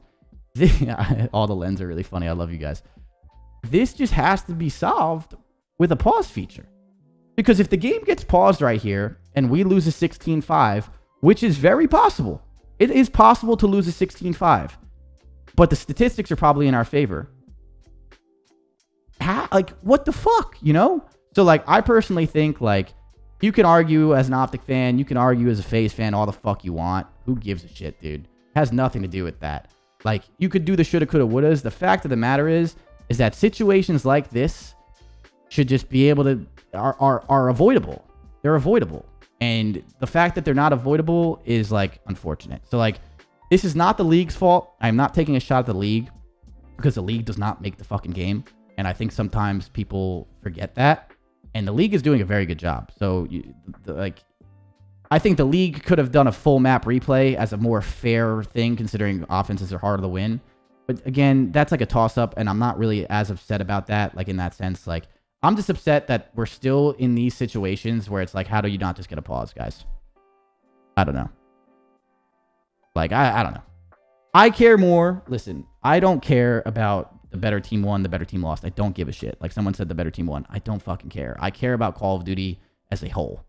If this was not me in the series, if this was LA Thieves versus OpTic, and I'm sitting here doing the same thing, I'm still saying the same thing. I don't give a fuck about the opinions of who could have won and who couldn't. I'm saying the fact that there should be better stuff in place for the whole scene of Call of Duty to benefit from. That is what it should be. That is what it should be. That's all it is. Like, if you want to take the argument somewhere else, I really don't, like, cool, dude. Congratulations. It doesn't fucking matter. The fact is that these are avoidable situations with features that a lot of other esports have. That's all I'm asking. That's what it is. Obviously, in the moment, you're frustrated, you're pissed off, you know, oh, we could have won that map, we should have won that map. Like, obviously, in the moment, there's a lot of emotions flying around. But in the sense of competitive Call of Duty and taking myself out of this situation and just giving you an honest opinion, this is bullshit. For anyone that has nothing to do with FaZe. Has nothing to... This is bullshit for OpTic. Because in the sense of the OpTic guys, like, you're sitting there and OpTic's sitting there like, we just fucking did that. Like, you know what I'm saying? Like, you can't take that away from us. You know what I mean? Like, this is bullshit for OpTic too. It's bullshit for everybody. The situation is bullshit and it can be avoided. That is the point. So, like, that's my take on that. Like, I feel like that's pretty fucking simple to understand. So, yeah. I don't know. So we replay it, and now we replay this fucking... We replay this side, and as soon as we replay the side, I'm pretty sure there was like a bunch of issues. Yeah, like, we could talk about the replay real quick. We replay this side, and we all go B, and then look. Our B shit is obviously not going to work again. They shut down our B shit, and it's basically chalked. You know? Like, we're on B. As soon as they shut down this B shit, it's like, it's probably fucking over. Probably fucking over, you know? We have a 28% chance of winning this round. Our first push gets shut down. Like, it is what it is. We lose. We get smoked. Like, it's just a hard side to win, dude. So, GG. We lose. It is, you know, in a final with this much pressure on it against such a fucking good team, a map win that you're about to potentially get and gets taken away from you is huge. It fucks us, and it is what it is. But we bounce back. We still, you know, we fight. So, that was unfortunate. It is what it is, and we move forward. I think it could be avoided, and you guys got my take, obviously, as like just my honest take about it. And then, yeah. All right, so then we go Tuscan. This Tuscan was like the dagger. Right here. Where is it? So right here is where, like, we had, like, you know.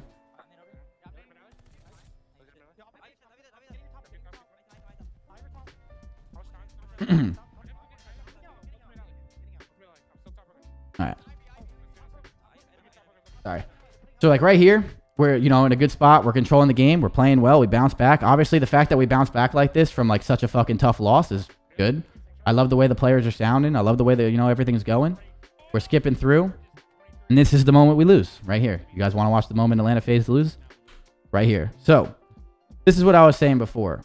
What's it called? This is what I was saying before. Like, here is this.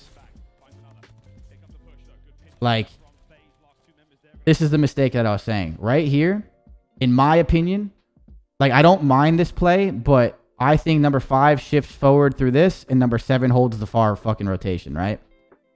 This is just where we fuck up. Because as soon as, like, number 5 goes this way, and it gets this, like, as soon as he dies on this, and he dies on this, number 6 is now left in a 1v4.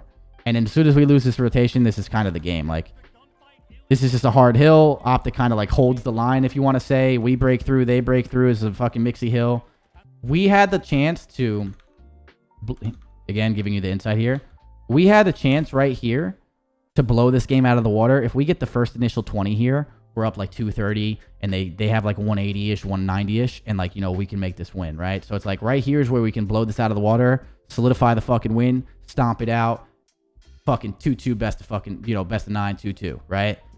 We make a mistake, in my opinion, and OpTic capitalizes. That's what we were talking about. When you play a good team, we make the mistake, OpTic capitalizes. OpTic makes a mistake in the Desert Siege, FaZe capitalizes. You know what I'm saying? It's going back and forth with these mistakes of capitalizing on them and all that. We do this, we lose. Now, we come out of this hill, like, look. We come out of this hill with a fucking L because now we are here at this situation and we are now screwed because we could have had a probably like 230 or 220 stat line and we don't going to the end, and it's just really, really tough. So backing up to the rotational factor here, like right around here, you know, we're trying to hit, trying to get these kills. We get this kill, we trade, one of us rotates, they hold the line here, they get the scrap time, and now they get the scrap time, but like look at the play here. Like here, like they do a very good job, but like a lot of teams are going to potentially like pinch through here. We're playing, I don't like the setup that we pick. Like number 6 is watching the full pinch, and I understand why. And like number 5 is watching middle, but I want him watching the full pinch like a little bit closer to the team, just in case a team does go middle. This is a really tough situation, and obviously this is a hindsight 2020 kind of thing. But we get picked apart middle because Chris is the only one middle, and since we leave middle wide open, this becomes really hard for us to hold, right? And like, look, he's hoping that someone pinches and they don't. If he's pushed up more, it's a 3-on-3. You know what I mean? It's like, it's a 3-on-3. You see what I mean? So it's just tough. So do you agree with Rambo when he says subs like Shotzzy and Simp, when they play bad, it's because they're putting themselves in bad positions? Yes. Obviously, sometimes, like, you know, gunfights aren't going in your favor. Like, you know, they have to, like, Shotzzy, Simp, and Abizi, and Scump, like, all those really good subs have to win some really hard gunfights to make them the best players in the world. And when Shotzzy and Simp are colliding, you know, may the better sub win. Like, we've been seeing that for the last 3 years now. Shotzzy, Simp, Shotzzy, be like, everyone go, you know, like, you know, may the better sub win. That's been a storyline for 3 years now. You know what I mean? So it's like, yes. And like, the thing is, the way I view it is like, Shotzzy, Simp, Abizi, Scump, all those guys are so good to the point where if they're playing bad, most of the time it's not because they're just missing shots. They might be losing those tough gunfights because they're tough gunfights, but a lot of the times, like, you know, Shotzi's so talented, Simp's so talented, Abizi's so talented, they're not just missing. They're never just missing. You know what I mean? Very rarely do those guys ever miss, to be very honest with you. But yeah, I agree to a point. Obviously, sometimes you just have to win those hard gunfights too. That's like a part of your job. That like is what makes you the best. So. But yeah, so they get middle control, they break, and then as soon as they break here, this is like where everything goes downhill. Like we let them have that break by playing a bad setup. We made that mistake on P5, and then we kind of made another mistake in our setup. They capitalize on it, we lose. GG. The fucking the motto of today's podcast is make a mistake and the other team will capitalize if they are good. And when you have OpTic versus FaZe, two really good teams again, you have to limit your mistakes. If you don't limit your mistakes, you will lose. All right, so now we're down 3-1. Now, this is where last time they 6-0'd us. This time, it's not the momentum swing of like that 0-2. We actually come back and win this 6-3. I was really proud of the boys. Again, we're still fighting. We're playing good. I think MC does a really good job. Like, pretty sure it was the round before this. Hold up. Sorry, 1 second. I think it's this round right here. Yeah, I think it's this round. I'm pretty sure MC does a really good job of holding the flank of this round.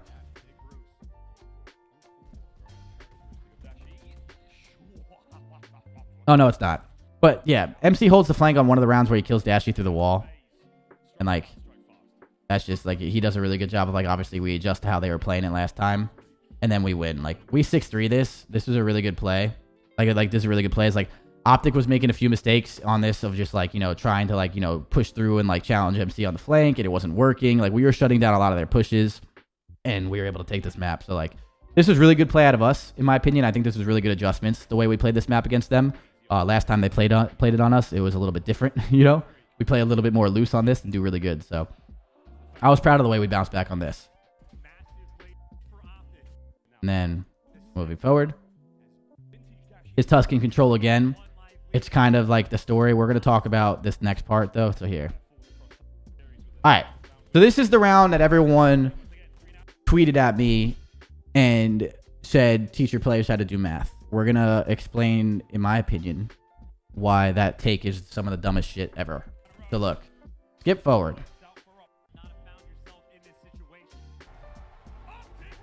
Wait, is this not it? Oh yeah, OpTic held the line after skip forward too. I was like, wait, hold up. My bad. Am I missing something? Okay. Okay. So, the reason why I don't agree with this play is we obviously want defense. And right now, I'm pretty sure the kills are a difference are really close in the difference. So right now, the Atlanta FaZe players are sitting there thinking that they might be up in defense, and they want that last round defense to win. If we get last round defense, we probably win, right? Same thing. If OpTic gets last round defense, they're probably going to win. The reason why I don't like this play, and the reason why plays like this will never happen again, is, again, like what I was just saying on Gavutu, how I was saying boring gameplay is boring. Like, it's like stupid when, like, you know, like how OpTic was like forced to sit in their base and trip. It's the same thing. This is really boring out of Atlanta FaZe. Like, this is fucking stupid. The fact that this is even a thought in players' minds right now, in my opinion, is really fucking dumb. It's like a 1 or 2 kill difference. And everyone's saying that players can't do math. I hope you've never played Call of Duty Vanguard before, because if you have, you're an idiot. It's very simple. There is no deaths on the scoreboard, so you cannot count deaths on the scoreboard. And eliminations are not your actual kills. So you can have, like right now on Shotzi's screen, he has 24 kills. He could have 30 eliminations. You see what I mean? Right now on Shotzi's screen, he can have 30 eliminations. So Shotzi has no idea how many fucking kills he has. Neither does Cell. Cell's 8 and 17.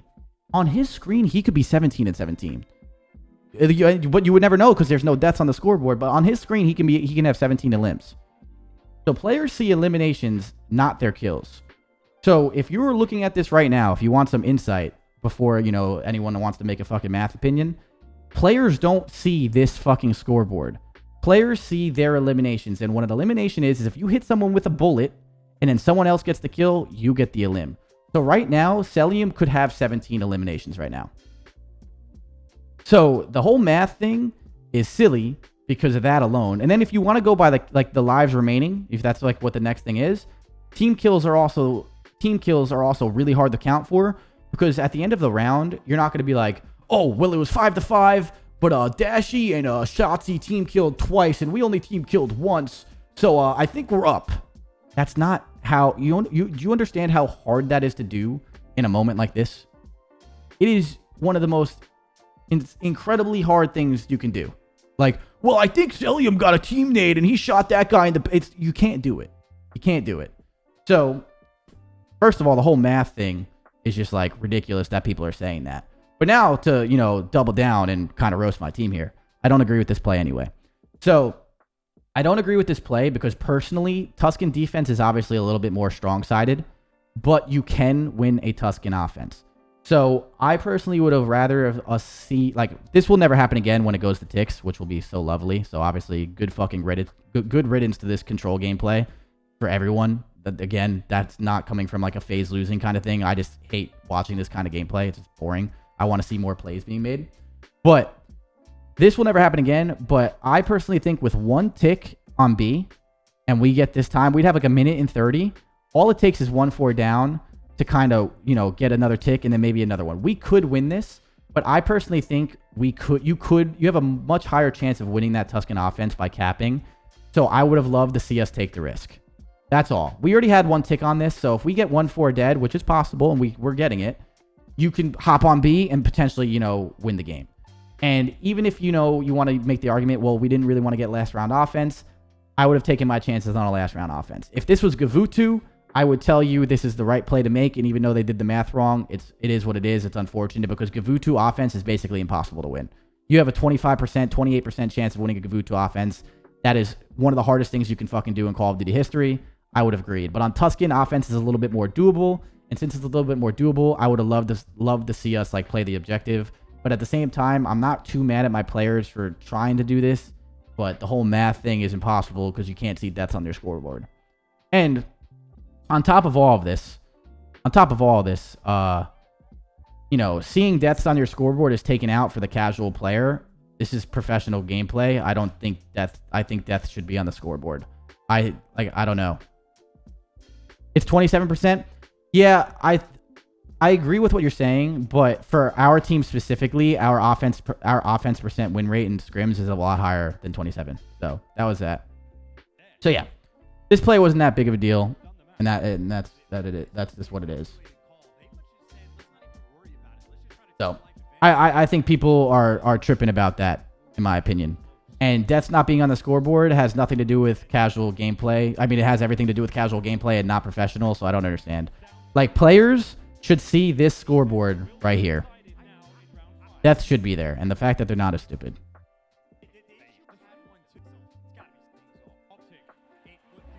Like, I think, I personally don't agree with the team's decision. I think they should have went for the win, so it sucks. But you'll never see that again, so it's over. Oh well. But, like, players should see this scoreboard. Let's see. Oh, yeah, players should see this scoreboard right here. They should not see anything else, in my opinion. I think the scoreboard that the players see is fucking ridiculous. No one gives a fuck about eliminations. I don't know, you know. If you're 9 and 18, you should see it. You shouldn't see, like, you know, obviously I'm taking a shot at Cell right now because I love the kid. But, like, you know, you shouldn't see, like, he could be like 15 and 19. You shouldn't see that. That's dumb. So, eliminations are stupid in my opinion, and not seeing death is dumb. So, like, here again, we get 4 dead here, and we, like, go for the fucking pick, and we just die. Like, that was tough. But again, you can see it's possible. And skipping forward. We break through again here. Like, that gunfight right there, 7-1. Who's number 1? Dashy. Like, dude, Dashy winning this gunfight is huge. Like, those gunfights right there, like, that last and final gunfight was so important, and, like, for us to win, and we just weren't getting it. And, like, you know, some days those fall in your favor, some days those don't, and they were not falling in our favor. Like, OpTic was doing a really good job of shutting those, like, kind of down. And just like, oh, dude, we're in such a good spot. But then, like, I hate that challenge, though. But, like, this is the stuff I was talking about.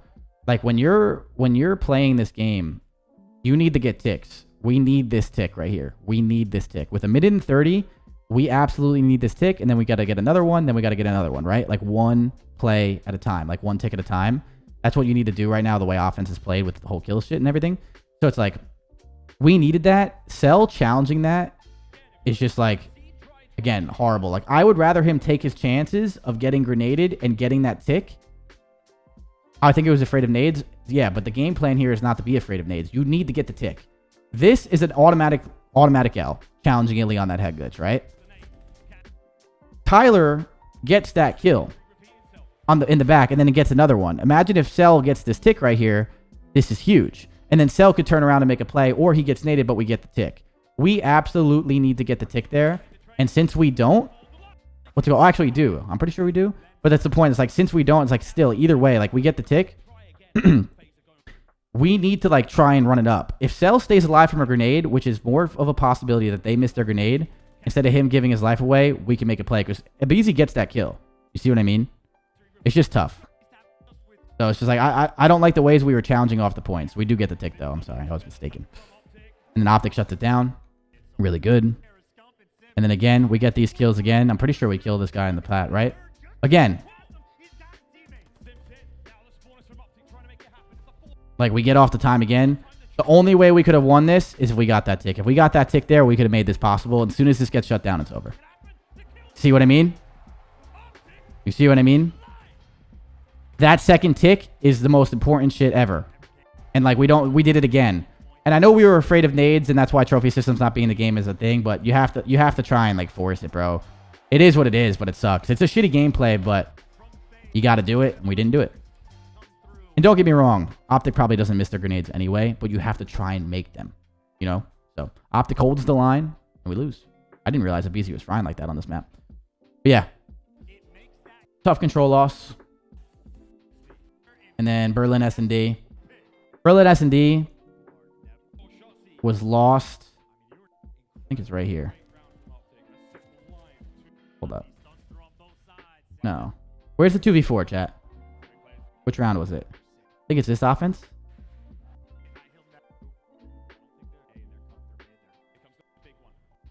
No. Is it 2-3? Is it the 2-3 round?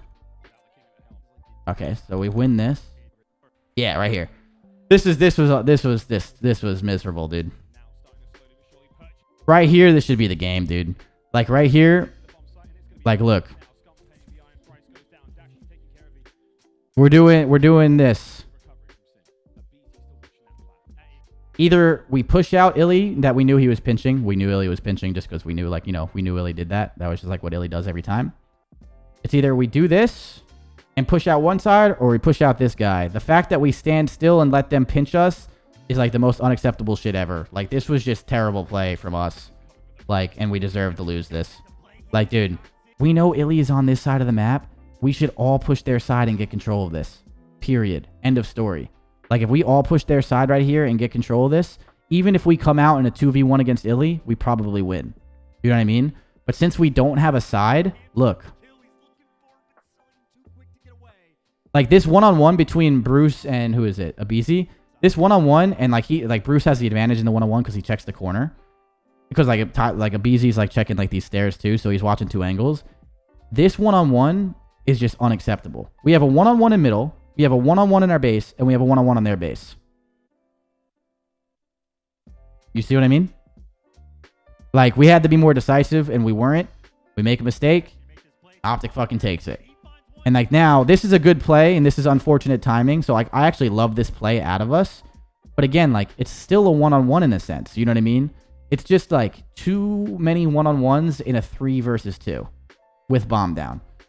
So this is just kind of poor play, and they bring it back. And that 2v4 was huge to go up 4-2, and like, you know, that's kind of like a dagger in a sense. It's not a, you know, an excuse to lose, but that was just tough. Like, that round was really important. And then after that, they play pretty well.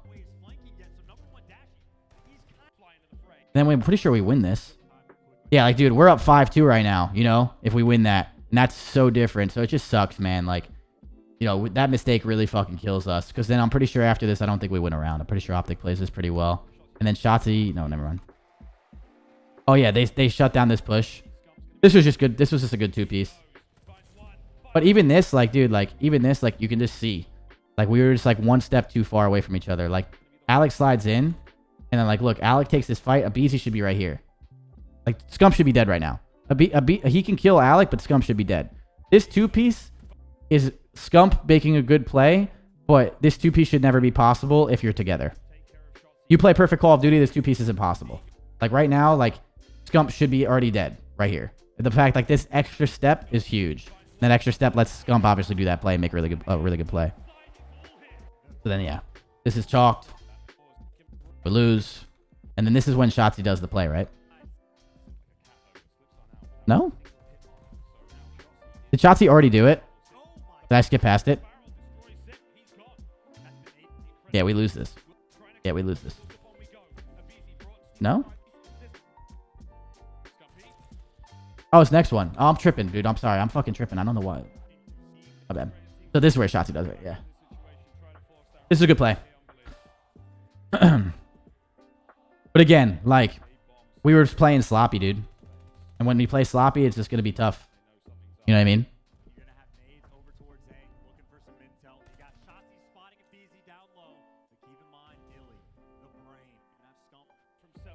So Cell gets a good kill. And then this right here was the dagger.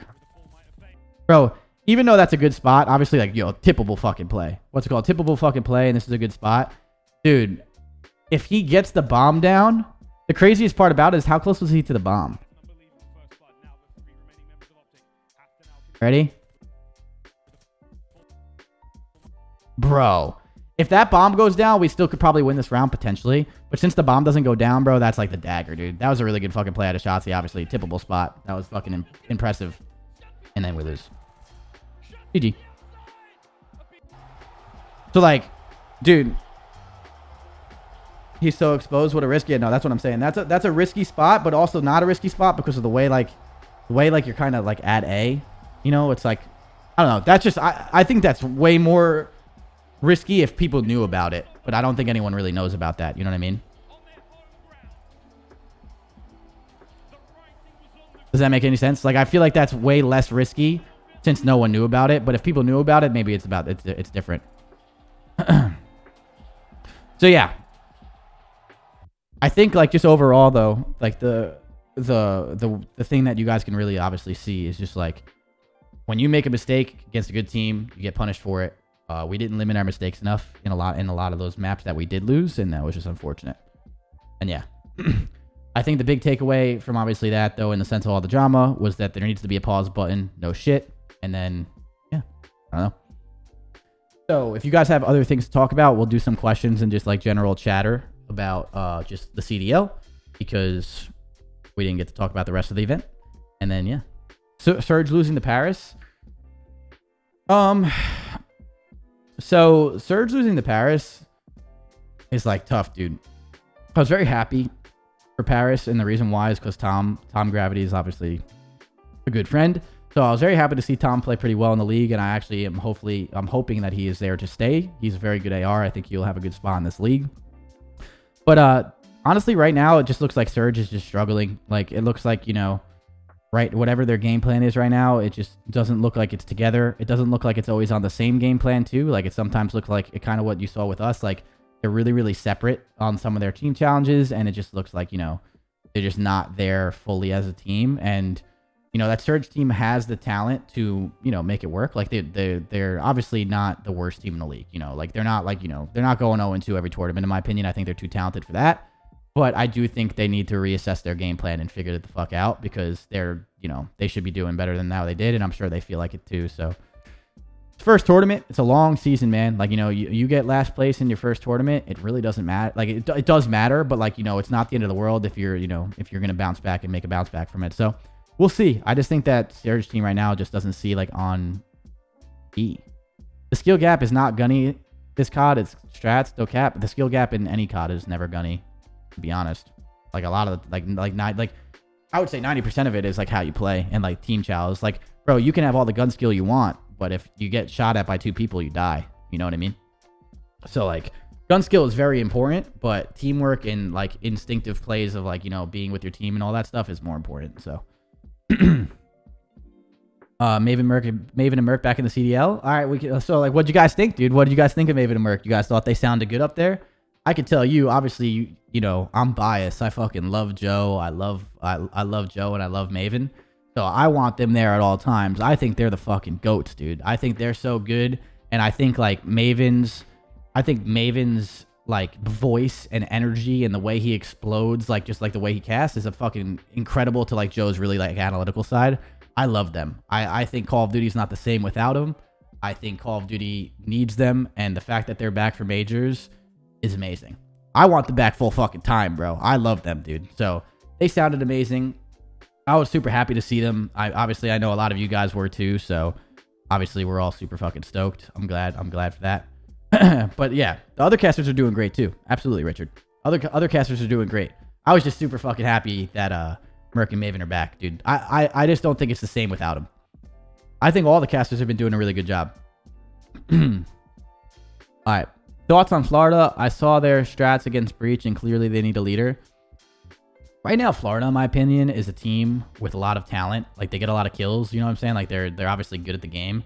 They just don't have, like, their game plan just doesn't seem to be on the same page. And if you're a Florida fan or just a Florida player or whatever it is, like Florida anything, getting the kills and not winning is a very frustrating way to lose, but it's a very, very good thing as well. And what I mean by that is, if you're just getting slaughtered in the kills and just getting embarrassed, what do? You probably got to make a team change, right? Like, you're probably just not good enough. They're not getting slaughtered in the kills. They're actually getting kills, and they're a good team, and they're winning their gunfights, and they're still losing, which means they have to make adjustments. In my opinion, those adjustments are the easy adjustments, right? Like, as a coach, if you're asking me as a coach, those are the adjustments that you can make a really big impact for. Like, you know, like, the only thing a coach can really do is, you know, like, give you the best game plan and keep your team composed. But like, in the sense of strategy, that's where the coach comes in the most. So as a coach, when my team is out slaying but losing, you know, I want to fucking punch my team in the face sometimes. But at the same time, like, you're sitting there like, all right, this is doable. This is very, very doable. So I personally think it's be like, you know, I think they're fine. I think they just got to figure it out. All right, next, NYSL need a T change. Something needs to change. I don't know if it's a team change, but something needs to change with them. It just doesn't look like right now their chemistry is all there. It doesn't look like, you know, they are either on the same page as a team or whatever it is, but something needs to change with them, and it needs to happen fast, just because those players, specifically Clay and Krim, are not just going to settle for doing how bad they are. So like they're gonna need to figure it out and figure it out fast, because those guys are not gonna sit there and, you know, deal with that kind of shit. I don't really know what the change would be, in my opinion, to make them better. Like, I don't know the, you know, ins and outs of that team, and it's very hard to make an accurate, like, you know, an accurate statement without knowing the ins and outs of practice and stuff. But yeah, it's tough. Hydra's the only one playing good on that team. I don't know the statistics of them. I can go tell you though. I'll tell you right now the statistics of NY. Overall, right now, New York statistics overall. In Hardpoint, Royalty has a 0.79. I'll just bring this up on the screen. What am I doing? I'm sorry. 1 second. I hate talking to you guys without and like not showing you what I'm looking at. So 1 second. I'll bring this up on the screen. All right, here we go.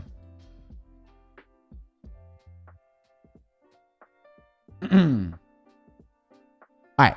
So right now, Hydra's got a 0.102 and 1.02, 0.85, 0.79, 0.83. Like, they can't win a hardpoint right now to save their lives. I'm pretty sure that's like the theme of their team. What are they? 3-12 in hardpoint. Like, someone just needs to step it up.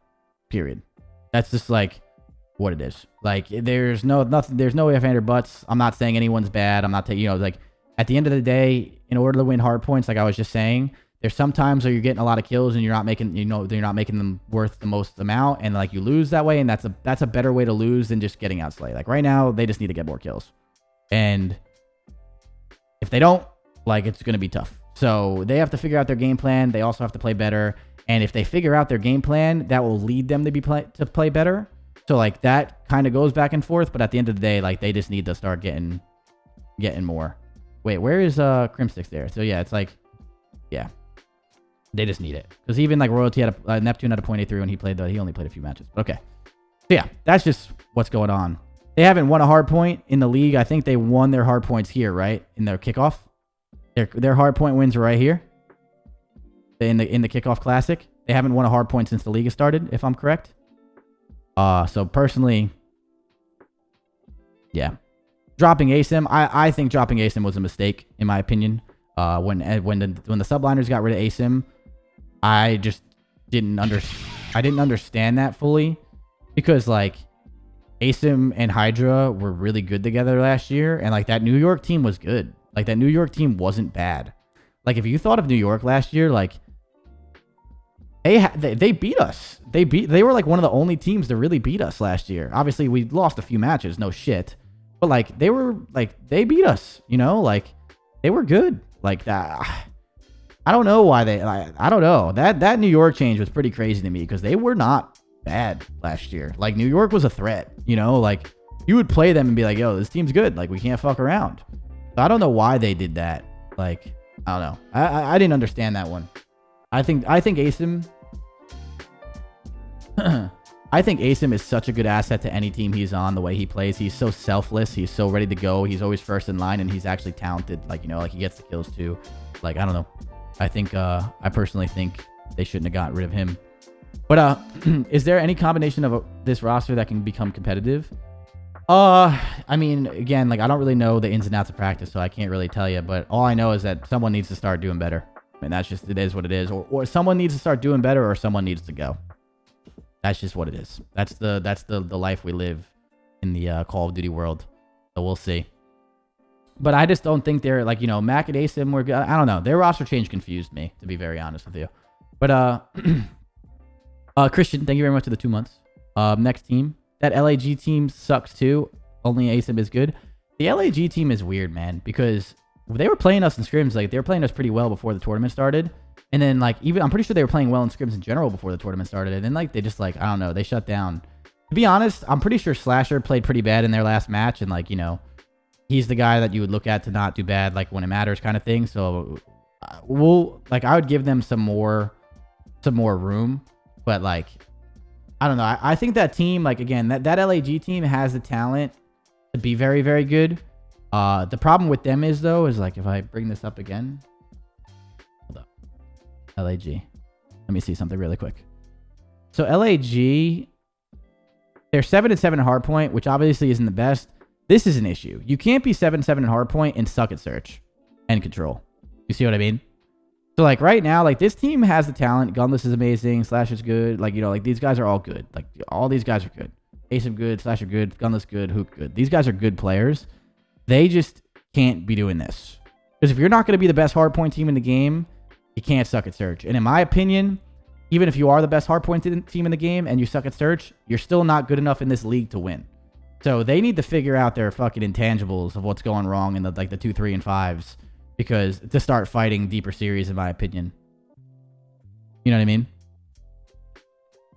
Like, they just need to polish it up. They still have like so much room to grow, and they have a higher ceiling. So I think they're good. I think they have a higher ceiling. I think they're really good. I think they'll be fine. So it is what it is. And then, are there any other teams you guys want to talk about? Do you agree with people that Rocker need to drop someone to get top? Sorry. Do you agree with people that Rocker need to drop someone to get top 3? I mean, oops. Minnesota's a weird one, dude. Because Minnesota's the opposite of LAG. They're good at SND, but they suck at games 1, 3, and 5. And again, you can't do that in this league. Like, you can't do that in this league. This league is so competitive. Like, you saw us play OpTic. Like, that was 2 great teams playing each other. And, like, you know, like, the littlest mistakes are why we were stealing rounds from each other, right? And, like, that's the thing. You got, like, when you play in the final, whether you meet us, you meet OpTic, you meet like all these, like, really good teams, you can't have a weakness. So it's just like, I don't know. I personally, listen, I'm biased here. I'm going to say this once, and I'll never say this again. This is not my team. I'm biased here. I personally think Preston is the most underrated Call of Duty player, like, ever. And, like, I know right now, if I go to his stats, I'm sure he's not playing that good. He has a .88. And I know this is me being, like, his best friend. I fucking love the kid like a brother. He is a superstar. And in my opinion, I think he needs to be the superstar. And, like, with that being said, like, I want him doing whatever the fuck he wants on the map. Like, when we joined 100 Thieves, dude, he was that guy. Like, and he, you know, he changed our team in 100 Thieves, right? When we both joined, he was that guy. He changed the team. You can't argue it. If you argue it any other way, you're fucking wrong. He plays with Simp and Abizi and Celium and Major Maniac in MW. He takes more of a back seat to Simp and Abizi. Preston's one of the most selfless human beings of all time. Obviously, he's gonna take a fucking back seat to those guys just because, like, how he is as a human being and how it is. Like, I think Priesta and Standy should be running the map terrorizing. I just feel like right now Preston's playing, like, too smart. Like, I want Preston to dumb it down. Honestly. I want Preston to dumb it down and be like, yo, I'm hella dumb, bro. I'm just gonna use my gun skill that I have. You know what I mean? Like, I don't know. I think Priesta is a superstar, and I don't think I don't think he's playing the superstar role. I think, and I'm not saying drop him, by the way. I'm saying he's like I think he's the most important player ever. Dropping Preston would be the biggest mistake that you can ever make, in my opinion. I think they just need to start using Preston. But that's just what again, very biased because, like, I literally fucking love that kid. But I truly think, like, people started giving Priesta, like, a little shit when he was on Atlanta FaZe, but he was teaming with Simp and Abizi. Like, you know what I'm saying? Like, think about it beforehand when LA Thieves was, you know, with Priesta, and then E United was the rival. Priesta was the guy to combat Simp and Abizi. He was that guy. That is the guy that we had to combat Simp and Abizi. Like, that is who, like, he was that guy. Then he teamed with them, and then he obviously took, like, a back seat. Preston is that guy. Like, don't get it fucking twisted. So, I don't know. I think they need to start using him more. I think he's too good, in my opinion. But also, with that being said, that team has a lot of talent. They in my opinion, that is a very fixable team. So I don't think they need to change. I don't think they need to make a roster change yet. Obviously, if they can't figure it out, like, you know, it definitely wasn't an Able fighting in Simp and Abizi. But yeah, no, seriously. All right, Boston Breach. I know you guys are asking about them. What do you guys want to know about them? I thought Boston did okay. I don't know. They lost a close one to Toronto. I think this Boston team's still super new. Their control is obviously dog shit. I think if they get their control under wraps, I think they can go deeper in the series. I don't know. Like, I think Boston's fine. I think they're still a super new team. They got 2 really young players on the team. I think they're still getting better. I don't know. I think they're, I think they're good. I just think they need to fix this because their control is clearly fucking shit. Like, and that's it, it is what it is. And then the last team we'll talk about is Toronto. And then I'm going to answer a few more questions and then call it. This is a long episode. Where is it? So yeah, Toronto is just, again, that they're major. They didn't win a hardpoint in the major, dude. Like, there's nothing to recap about these guys. Like, there's nothing to recap about these guys. And Zin played amazing, by the way, for everyone that was giving Zinny shit. Like, Zin played good in the event. I'm pretty sure he had a really good event. Seattle Surge, we already talked about Seattle. That was like the first thing we talked about. Like, I don't know. Toronto's not good at hardpoint right now. If I'm Toronto, and if I'm a Toronto fan, you guys all know how good and composed these guys are. They have the talent. They're not winning hardpoints. They have... The heck? They have the talent to win, and with that being said, like, they're chilling. I don't know. Like, they're going to fix it. It's Toronto. Like, they have a really good coaching staff. They have really good players. The Toronto team got better as the year went on last year, and the Toronto team is going to continue to get better, in my opinion. I think they're chilling. I don't think there's anything to really talk about with them. We're going to get better. Did you talk about FaZe's problems? I mean, I talked about the few mistakes that we made versus OpTic, yes. Been doing this for 2 hours. But yeah, exactly. It's only Major 1. They're fine. Again, like, Toronto, dude, this is Major 1. We have what? A few more majors and then champs. Like, if you're tripping out over Toronto right now, you're just tripping for no reason. It's so early, man. Like, they're good. It's a long season ahead, man. Would you consider Ravens top 3? Yeah. I mean, I think they're really good right now. I think Thieves is really good right now. Like, they're looking dangerous. They just need to figure some stuff out. They're looking dangerous. Thieves is, London's looking really good. I think Ultra, even with them losing hardpoints, shows you how good they are, considering they still made a top 4 without winning a hardpoint. So, like, they're a dangerous team, Like, it is what it is. So, London champs would be really cool. But yeah, all right. Is there anything else you guys want? I'll answer a few more questions before we end this podcast. But, I think that was, what's it called? I think that was a great event. I thought Major 1 was fucking awesome. I know a lot of people were talking about how fucking cool everyone thought the event was. I thought the crowd was fucking crazy. The crowd wasn't even in my favor, and I can tell you that it was fucking amazing. Is this shaping up to be the toughest season? I mean, that question is asked every single season, and I answer it the same way every season. Yes. Every season is going to be the hardest season because every season teams get smarter and teams get better. Like, this is the most competitive you'll ever see Call of Duty get, and it's going to continuously do that right now. Like, that's just what it is. Teams are going to, dude, Dallas and OpTic came together and made one team. Like, hell yeah, this season gets harder, bro. The competition is fucking crazy. It's fucking amazing, dude. The competitiveness in Call of Duty is amazing to see. This league is fucking awesome. Are you excited for the Toronto major? I'm excited for every major, dude. I'm excited to play more Call of Duty and watch the boys play. The competitiveness of this league is amazing. Is Snoop going to be the analyst? Yes. Snoop is our analyst.